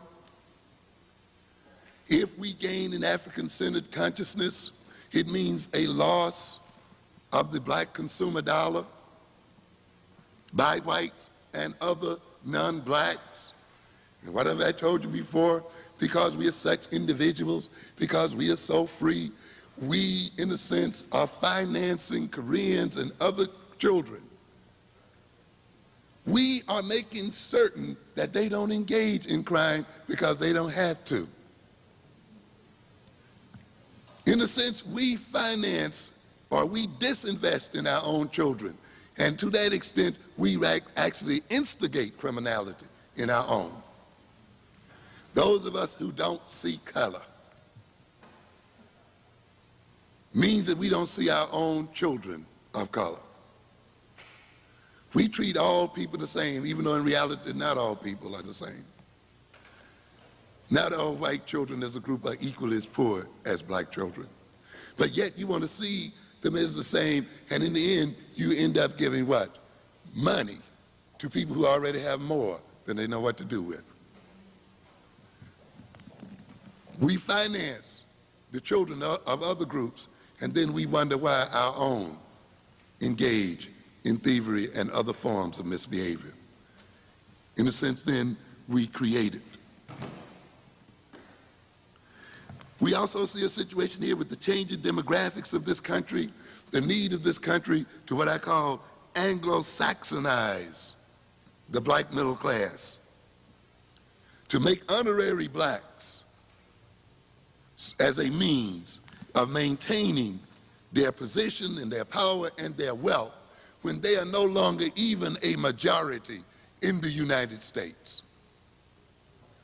To create a neoconservative black class to reward its neoconservatism and move the society from racism to classism. So all of a sudden this society is not going to be so much based on race as it is on class. And that should make the Marxists happy.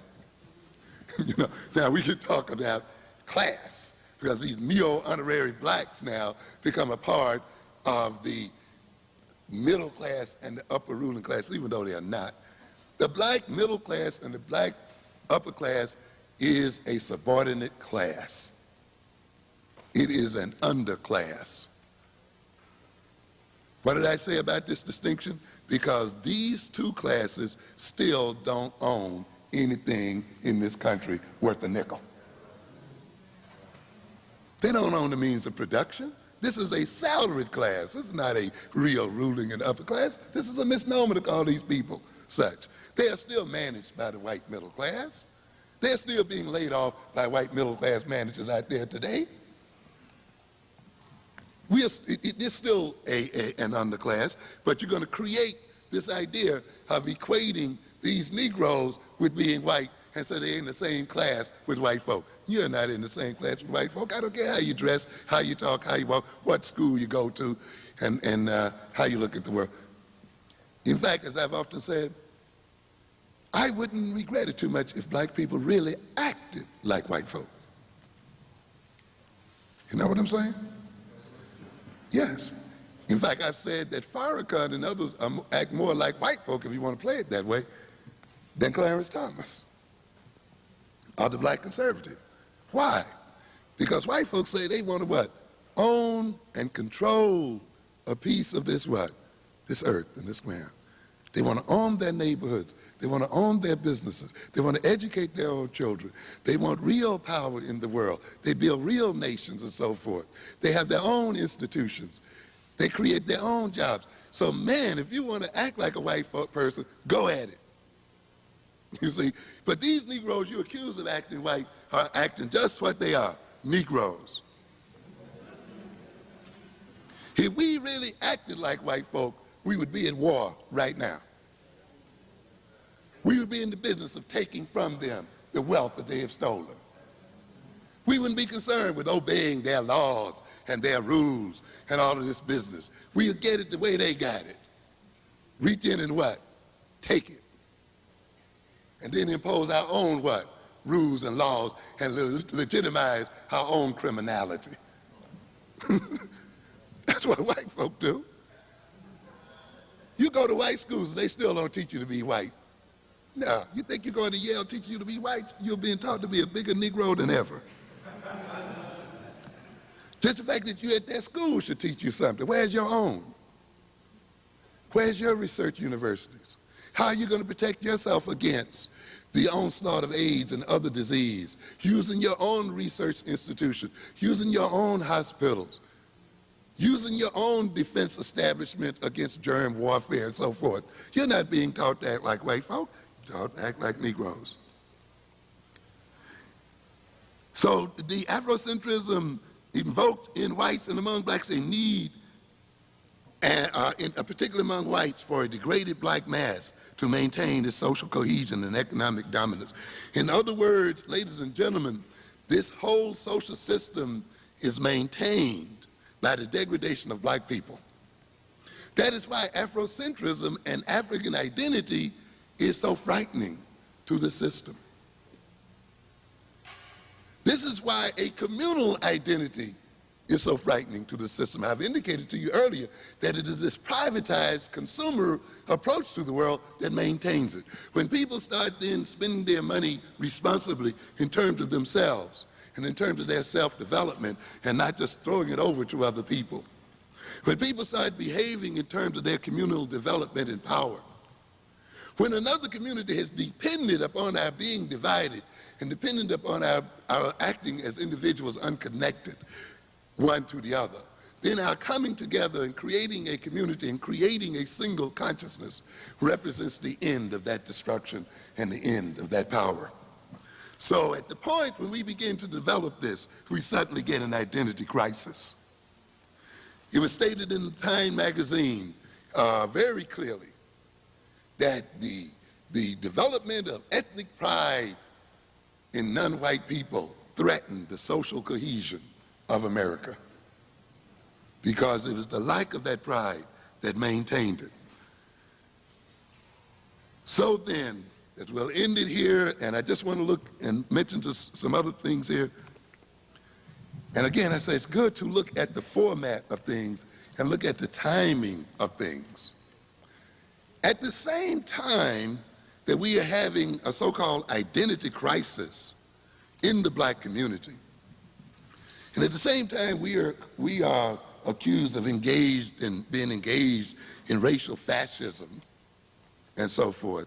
At the same period, it's interesting that you get a whole spate of articles in these very same papers that talk about the great ethnic growth and development of other groups.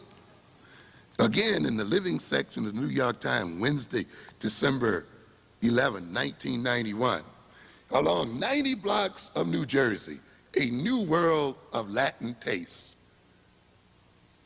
Is it wrong for these people? I don't see any condemnation of this group of people. 90 blocks.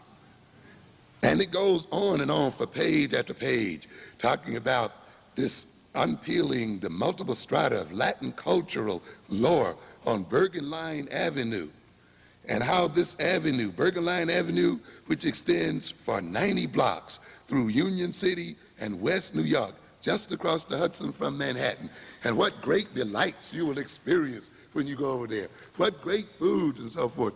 What a great essence of culture that we will experience when you go over there. And how this population is increasing faster than any other population in New Jersey. To shop and eat along the avenue where English is seldom spoken is to cover thousands of miles and a half a dozen diverse Latin cultures in an afternoon. Where is the condemnation of the ethnic identity here? And what do we see the result of this, what do we see this ethnic identity resulting in?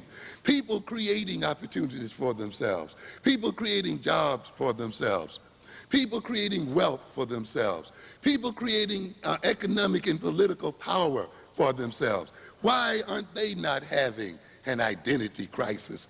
And why is their identity so great while our identity is so bad? Another paper, same time, Tim, I'm talking in the same time frame, just to show you the contradiction here. December 7th, wider mosaic, suburbs jobs luring immigrants. They talk about Tarrytown, 40% of the population, Latino, openly talking about how they're going to take political power in this part of New York City. Not negativity there. Same papers, New York Times, December 2nd, McDonald's rich Taiwanese backer. Here we have on the nook of the 29th floor, a new office building in this city is a 2-month-old company whose 40 employees scribble memos, hold meetings, receive guests, but have not yet manufactured a single product. Now the Novice Company is raising eyebrows and a few tempers with a plan to pay as much as $2 billion for a large chunk of McDonnell Douglas Corporation. McDonnell Douglas Corporation being the largest U.S. military contractor. How is this coming together, ladies and gentlemen? Because people are acting as individuals, they're buying 40% of this company. Because there's an individual investor here? No.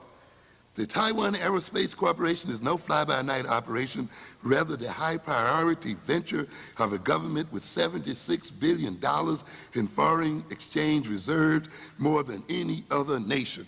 So coming together as a group with the consciousness of a group, they come to own American production facilities and American wealth. Same paper talking about an identity crisis in the black community. What do we have going on here? One more we talk. But I just want you to look over the total paper sometimes. Just don't read stories. Look at the total design of the paper and see the contradictions here. Same kind of paper, Thursday, December 25th, the power of the yen winning Asia. The new co-prosperity is displacing the U.S. How the Japanese are displacing the U.S. in Asia as a major investment group there. And stated very clearly, we are investing in Asia because we share an Asian culture. And based on that shared culture, we're going to invest our money here and grow here and develop here. No condemnation here. Next piece, and I'll be through here December 4th. Same time all this identity crisis is occurring. The intractable trade issues with Japan evoke a sense of nation's departure. And it talks in this piece about how Japan has changed its investment from the United States and now is placing most of its investment in Asia. From 1985 through 1990, Japan made direct investments abroad of $239 billion, of which $110 billion went to the United States. During the same period, just $5.3 billion of direct investment entered Japan from all other sources. What? We're investing in you, but you're not what? Investing in us. $240 billion outside, and we only letting what? $5 billion come into us. And now we represent businesses between 1982 and 1987, a growth that equaled 1,000% increase, as against a black increase in business of some 38%. Representing what? Group power and group identity. And those people as individuals, because they belong to these groups, who will own parts of America, who will own wealth, will be perceived and acted and related to as individuals. How can you love all children and not teach your own and love your own? Yeah, we got some people, they just love the world, but they can't love their own. How can you love all colors when you cannot love your own, when you choose not to see your own color? How can you love yourself and be happy with yourself and then want to flee from yourself? How can you love to kiss your own lips and hold yourself in your own arms? Talk sweet talk to yourself, laugh at your own jokes, and then want to be someone else? How do you love all mankind and not love your own kind? Aren't we mankind as well? How, if you don't know how to love yourself, how would you know how it feels to love yourself? How would you know how to love someone else if you do not know how to love yourself? And how do you know and how it truly feels to be in love and to love if you cannot feel love for yourself and your own? How dare you talk about love? How can you create universal harmony and unity when there is disharmony in your family and disunity in your community? But yet you're going to harmonize the world. You may not know who you are, but the world knows you. You may not know your name, but the world has given you one, whether you answer to it or not. There is only one way to go, ladies and gentlemen, and that's the way of reclaiming our African selves and our African minds. And in that way, we regain our African sanity, and our African power. Thank you very much for your attention.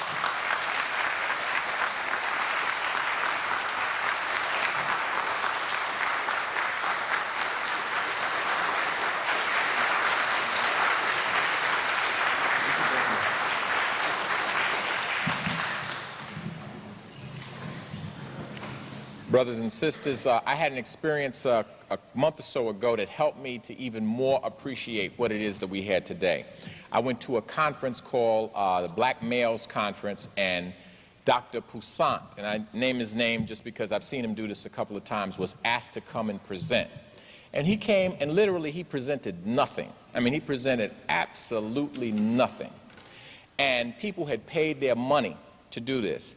Here we are, most of us came in for free because we're SMOTAP members, and Brother Amos Wilson came. Not only was the information that he has superior to that nonsense that Poussant has learned at Harvard, but the brother took the time to prepare it, to organize it, to think about it, to think of it in real depth, and he had so much that he wanted to give us until like he was just trying to cram it in the end. I mean, we were blessed today, and let's give another round of applause.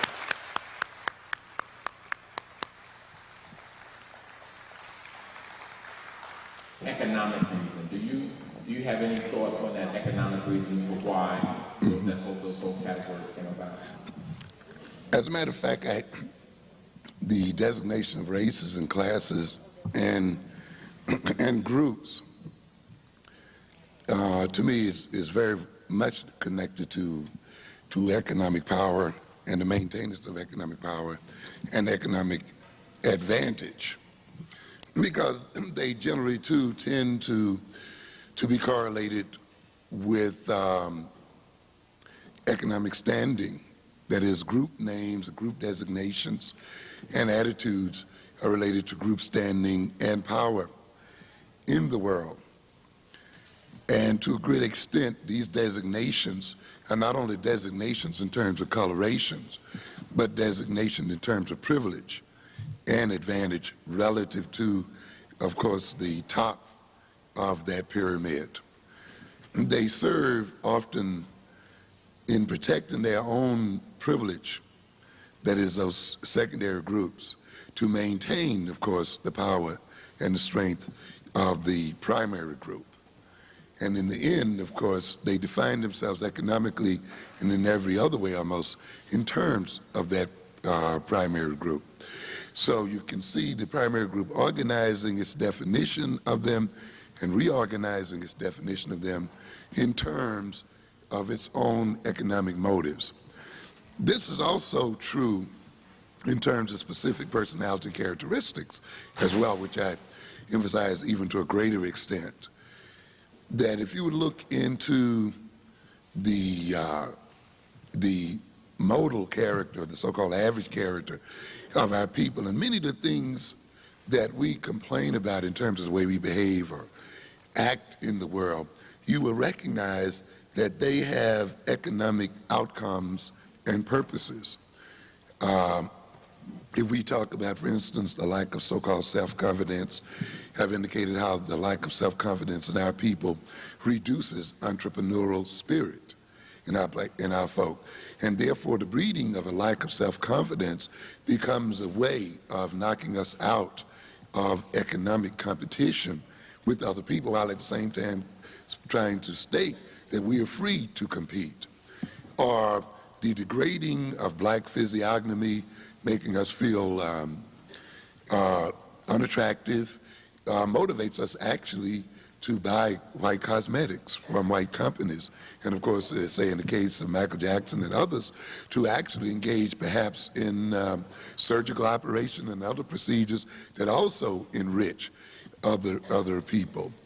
The idea of defining oneself purely in terms of consumption, as I stated here earlier, not relating to consumption, not relating one's consumption to race, also implies maintaining the race that owns the means of production and owns the resources in power and so forth. So you will see these definitions, whether they are of race, whether they are of characteristics, whether they are stereotypical labels ultimately devolving back to some type of political, economic, or other kind of advantage for other people. And in that context, one of the ways of reading these papers and one of the ways of reading the behavior of oppressors, the labeling behavior, as I was saying today, the publishing of articles that talk about us, is to ask the question, in what way is this talking about us? Or in what way is this writing about us ultimately designed to maintain their group advantage? What kind of mentality are they trying to maintain or create as a way of maintaining themselves? Because ultimately, the thing that runs through all of these labeling processes, this designation processes, ultimately the thing that runs through them all is an attempt for the group that's doing the naming and making the designations to maintain its power over the consciousness and ultimately over the behavior of those named. Any other questions for Brother Amos? Brother Amos, one of the things that Cleveland Robinson was saying too is, just right in keeping what you were saying, is that it's a way to be able to sell your own children. Do it, pardon me? A way to sell your own children. You know, a planter has a child, and he can get more benefit by selling that child, but not if he acknowledges his child, so he labels it an octoroon. Okay.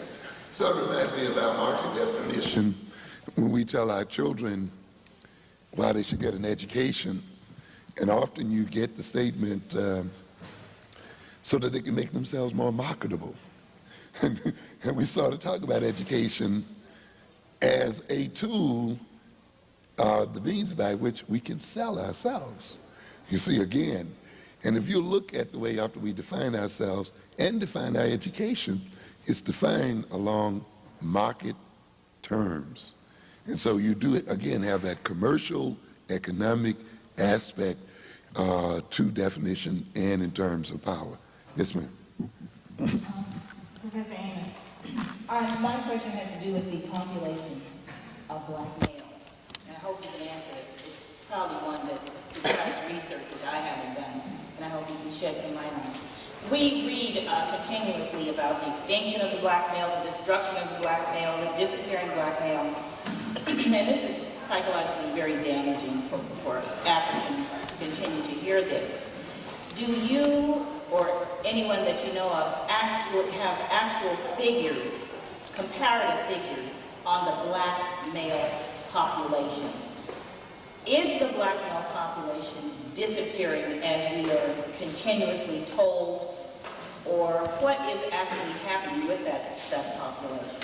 I don't have any figures other than what would be available to me, and I'm not saying they're not around, than what would be available to me from the Census Bureau. Because frankly, I have not researched those figures. However, I think when people talk about the disappearing black male and so forth, or the extinction of the black male, they are in part referring to the tremendous increase in homicidal deaths, you see, from, say, maybe 2,000 a year in the early 60s or something to 20,000, you know, within a relatively short period of time. And the increases in suicidal death rates in that vein. And those are direct death, you know, just a direct killing, direct homicide. And of course, the homicide and suicide through slow motion of drugs, crack, cocaine, those forms of drugs which did not exist prior to particular times. And the increasing number of black males being incarcerated in the prisons, as well as the decline in the life expectancy rate of black males and black people. In fact, we've noted that the life expectancy rate of blacks on the average has declined instead of increased. A great deal of that decline, if not the very bulk of it, can be accounted for through the death of black males. So while I may not be able to give you an absolute number in the fullest sense, the sense of the black male being endangered, being in trouble and being endangered of extinction, I think is generated out of these kinds of figures. The lack of, and the miseducation of black males, the misdirection of black males, unemployment and the other issues we talk about, while it may not kill black males directly, is making black males and ultimately the black group vulnerable to being killed and to death. And this is a part of the concern as well. It has removed our capacity to defend the race. And so we not only talk about the endangered black male as an ongoing and current activity, but as a real possibility in the future. Because looking at the history of whites, we know that these people tend to exterminate those people that they find economically useless. And of course, the Indian is the greatest illustration of that to begin with. And as we talk about black males being left out of the job market and created by whites and not contributing to the white job market and not being seen as being of any use to whites, we can pretty much bet that following up on that evaluation, there will be a genocidal move against black people. So it's with these things in mind that we should talk about them, even though it does depress some people and it may in some instances be misinterpreted. It's very important, though, that we not fudge over what is going on and what could possibly happen. Yes, sir. Okay, as we talk about the society, the job that we work in as it relates to the society is also to our oppression. Now, for us that work in these jobs, what kind of position should we take as African people to move towards liberation? Being that just by working with, contributing towards our own oppression, what can you suggest that we take? What kind of stance do we take? I'm well aware, of course, when I talk about, maintaining the system of oppression and the dilemma that that represents for us. And of course, survival requires, at this point, that we work for our oppressors. And of course, so when I talk about this, I'm talking more in a futuristic sense.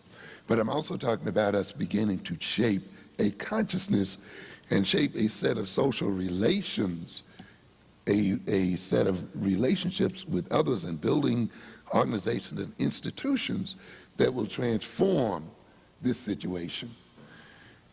And the answer is not too complicated because it really happens throughout history. When we look at history, we see a history of where people organize themselves to take back, to protect their wealth, and to get wealth from other people, even though that's a hard reality a lot for many of us to operate on.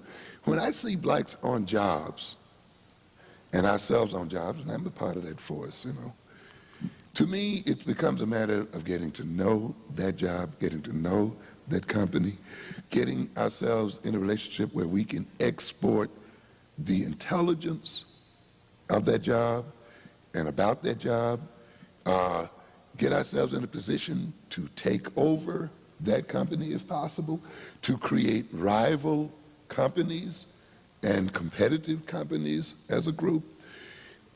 Even though some people have problems with this, organizing our communities to invest so deeply in those companies that we literally buy them or buy such a portion of them and intertwine our investment in them in such a way until they cannot remove us without destroying themselves in the process. This example I mentioned about the Taiwanese, here in a sense, these people are they're literally buying American technology through their investing in American companies, using the American investment system as a means of giving themselves access to knowledge and information provided by that system. both to increase their wealth, their knowledge, and their technology, because ultimately that Taiwanese company is going to transfer that information and knowledge back to Taiwan and develop an aerospace industry to compete with the United States. Now, we have African countries in the Caribbean, Central South America. We have African countries, of course, on the continent. To a good extent, I've stated to people that I think the Africans in America are the cog in the wheel of African technological development, because we are in these companies. We are parts of these companies. We are familiar with these systems. The idea that African countries can start from ground zero and catch up with Asian companies and white companies technologically, I think is one that is very doubtful. However, we have the advantage that if we identify ourselves as Africans, if we can become the conduits and the means by which Africa can invest and buy into these companies, and we buy into these companies, and we build networks of companies on the continent itself related to this, and take advantage of the knowledge and technology that we have available to us on these jobs, then we can jumpstart the African nations and jumpstart Africa into the space age.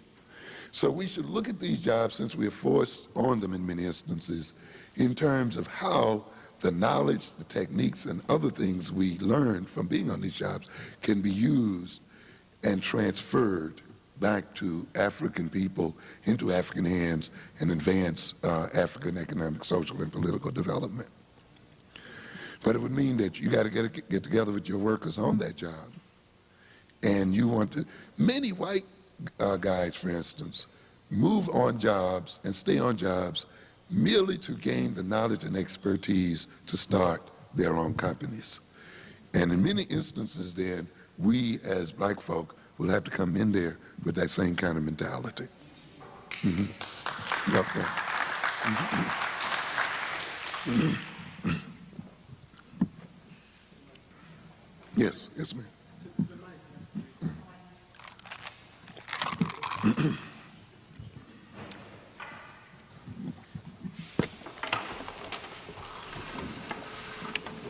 Yes, I would like to ask you a question, but it's more, I'd need like some advice or suggestions or talk to it. Okay. All right.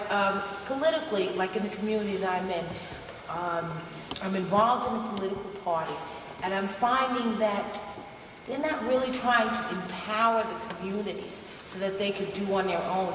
Their focus is more on getting better jobs with the county, a better position. Like you were speaking before about, how, you know, I hope I'm making this clear. Yes, Speaking about,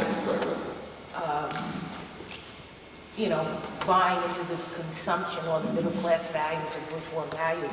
And I'd like to know how I could change that around by being involved, because I've been nominated to be a secretary, but I'd like to put input into the committee. But I find when I offer some suggestions about let's change the ideas, how we go about having the people to better understand how they can gain their own political rights instead of us keep continuing to beg as a community for crumbs, and also have outside communities controlling our areas. Like I live in, you know, what's considered a black community or ghetto. But yet it's still the surrounding areas are controlling our school districts, they control the money. How can I just offer suggestions or try to make some type of change within the party that I'm involved with? I guess I'll be honest, I don't know how you're going to change those things. Well, it's not the trying to people, but even to, I know like when I was like finished my master's, they talk about strategy or how to just bring in some different types of thinking to help them to open up to see themselves. Well, you'd have to bring in different types of members, and you have to bring in more people like yourself. And you'd have to become determined if you have a different way of thinking and a different way of doing things, if you want to stay with that organization, then to recruit more people like yourself and make it a determined effort to take it over and to achieve power and influence and try to outnumber those that are in it. and move it. That is definitely one way of approaching it. As one single individual, it's going to be difficult, obviously, for you to make any real change in that organization, because of course those people have, like many political clubs, a vested interest in maintaining the system as it is, and that means they have a vested interest in not hearing hardly anything you have to say, particularly if it's you against the rest of them. And since they are going to be involved in their own self-serving approaches to what they're doing. The other alternative, of course, is while you may stay a member of the group because for whatever reason you may want to develop alternative groups and independent groups, or join, if possible, some independent political groups in the community. Many of these groups need competition. They need other political groups who oppose their position and challenge their position in the community and challenge them for leadership in the community with a platform that goes along the lines you're thinking. One of the things you see in the David Duke situation and other situations, and I've said often to black nationalists, you run for, or better yet, Buchanan, as he runs against Bush.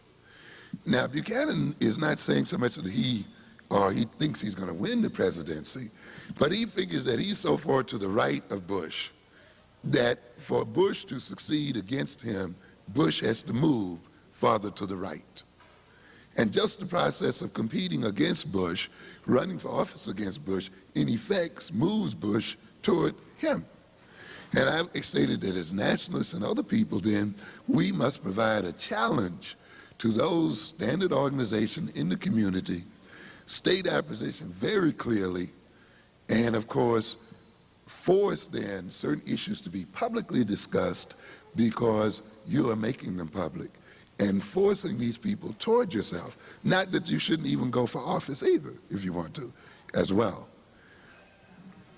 I can understand that, but again, I'm speaking in terms of group, because these things are better done in terms of joining some kind of group, because as an individual, it becomes pretty difficult to make the kind of changes you want.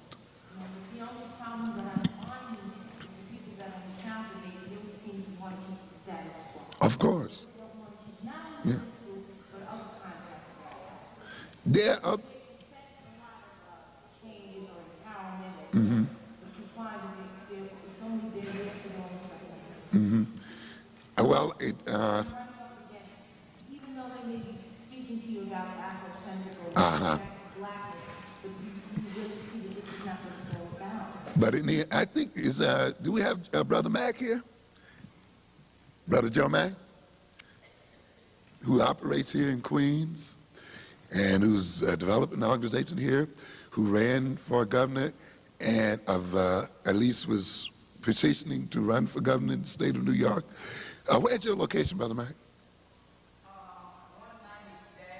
190-14 Jamaica Avenue. Very much into politics and the kinds of things in the Afrocentric sense and in the truest sense. It is through connecting people like Brother Mack here that you can run into some people who are truly committed to Afrocentrism and who are knowledgeable of the political system and structure and can give you the kind of support that you're seeking. So I suggest perhaps you might want to speak with him for a minute or two, since he is operating here in the borough itself.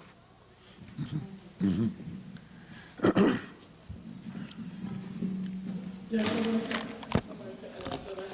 have a 3-year-old son, and he's working on educating a child to be productive Afrocentrically. And I was wondering, what steps could I take as a parent towards educating him also what institutions would I might I get him to educate him more formally? I missed the last part. And what institutions might I get him to educate him more formally? Well, of course, the number one education begins with yourself, which I'm sure you're engaged in, and that is Afrocentrically building up the information and knowledge of African culture and of your African self. That's number one. Because the greater part of that education is going to come right out of your house. And in terms of the kind of relationship you have with that child. The greater part of the African-centered education is going to come from the atmosphere that you create, both the emotional and social atmosphere that you create with that child, as well as the physical atmosphere that you create in terms of that child. And making African culture live in yourself and in that house in terms of, from its very decorative nature, in terms of the books, in terms of the conversations that go on in there, in terms of the cultural events that you and he attend together as such, to immerse him into the culture. Not so much to preach at him. You don't have to spend a lot of time preaching, but being a part of African people, African events, African culture, and exhibiting it on all the levels you possibly can. And then, and this is, of course, is an ongoing, never-ending process that's going to go on until he's 18, 19, 20. On top of that, then, learning where the African-centered institutions are, or programs, after-school programs, or evening programs, other things like that, and introducing him to those programs. I don't have any material directly at hand.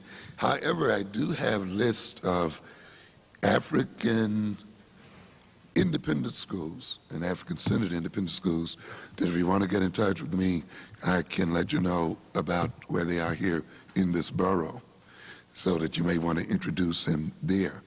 But also be sure and think of yourself as his most important teacher, you see, and prepare yourself to teach this child, and you can do it. You don't need a formal credentials and all that kind of stuff. You need to immerse yourself in the knowledge of your own culture and into the knowledge of history. And on top of that, build into him through your own work a high level of competence. That means mathematics, reading, and other kinds of real intellectual skills. So that in gaining a sense of competence, he also gains a sense of self-esteem along with his African pride. And with those things, I don't think you should have any problems. The other thing, of course, if you can, is to associate with other African-centered mothers and families like your own, and bring him into contact with those as a part of his social life and his social existence. And you can get in contact with me about some specific programs if you want to a bit later on. I guess this is it. Thank you very much for your attention. Looking forward to seeing you again soon. Thank you.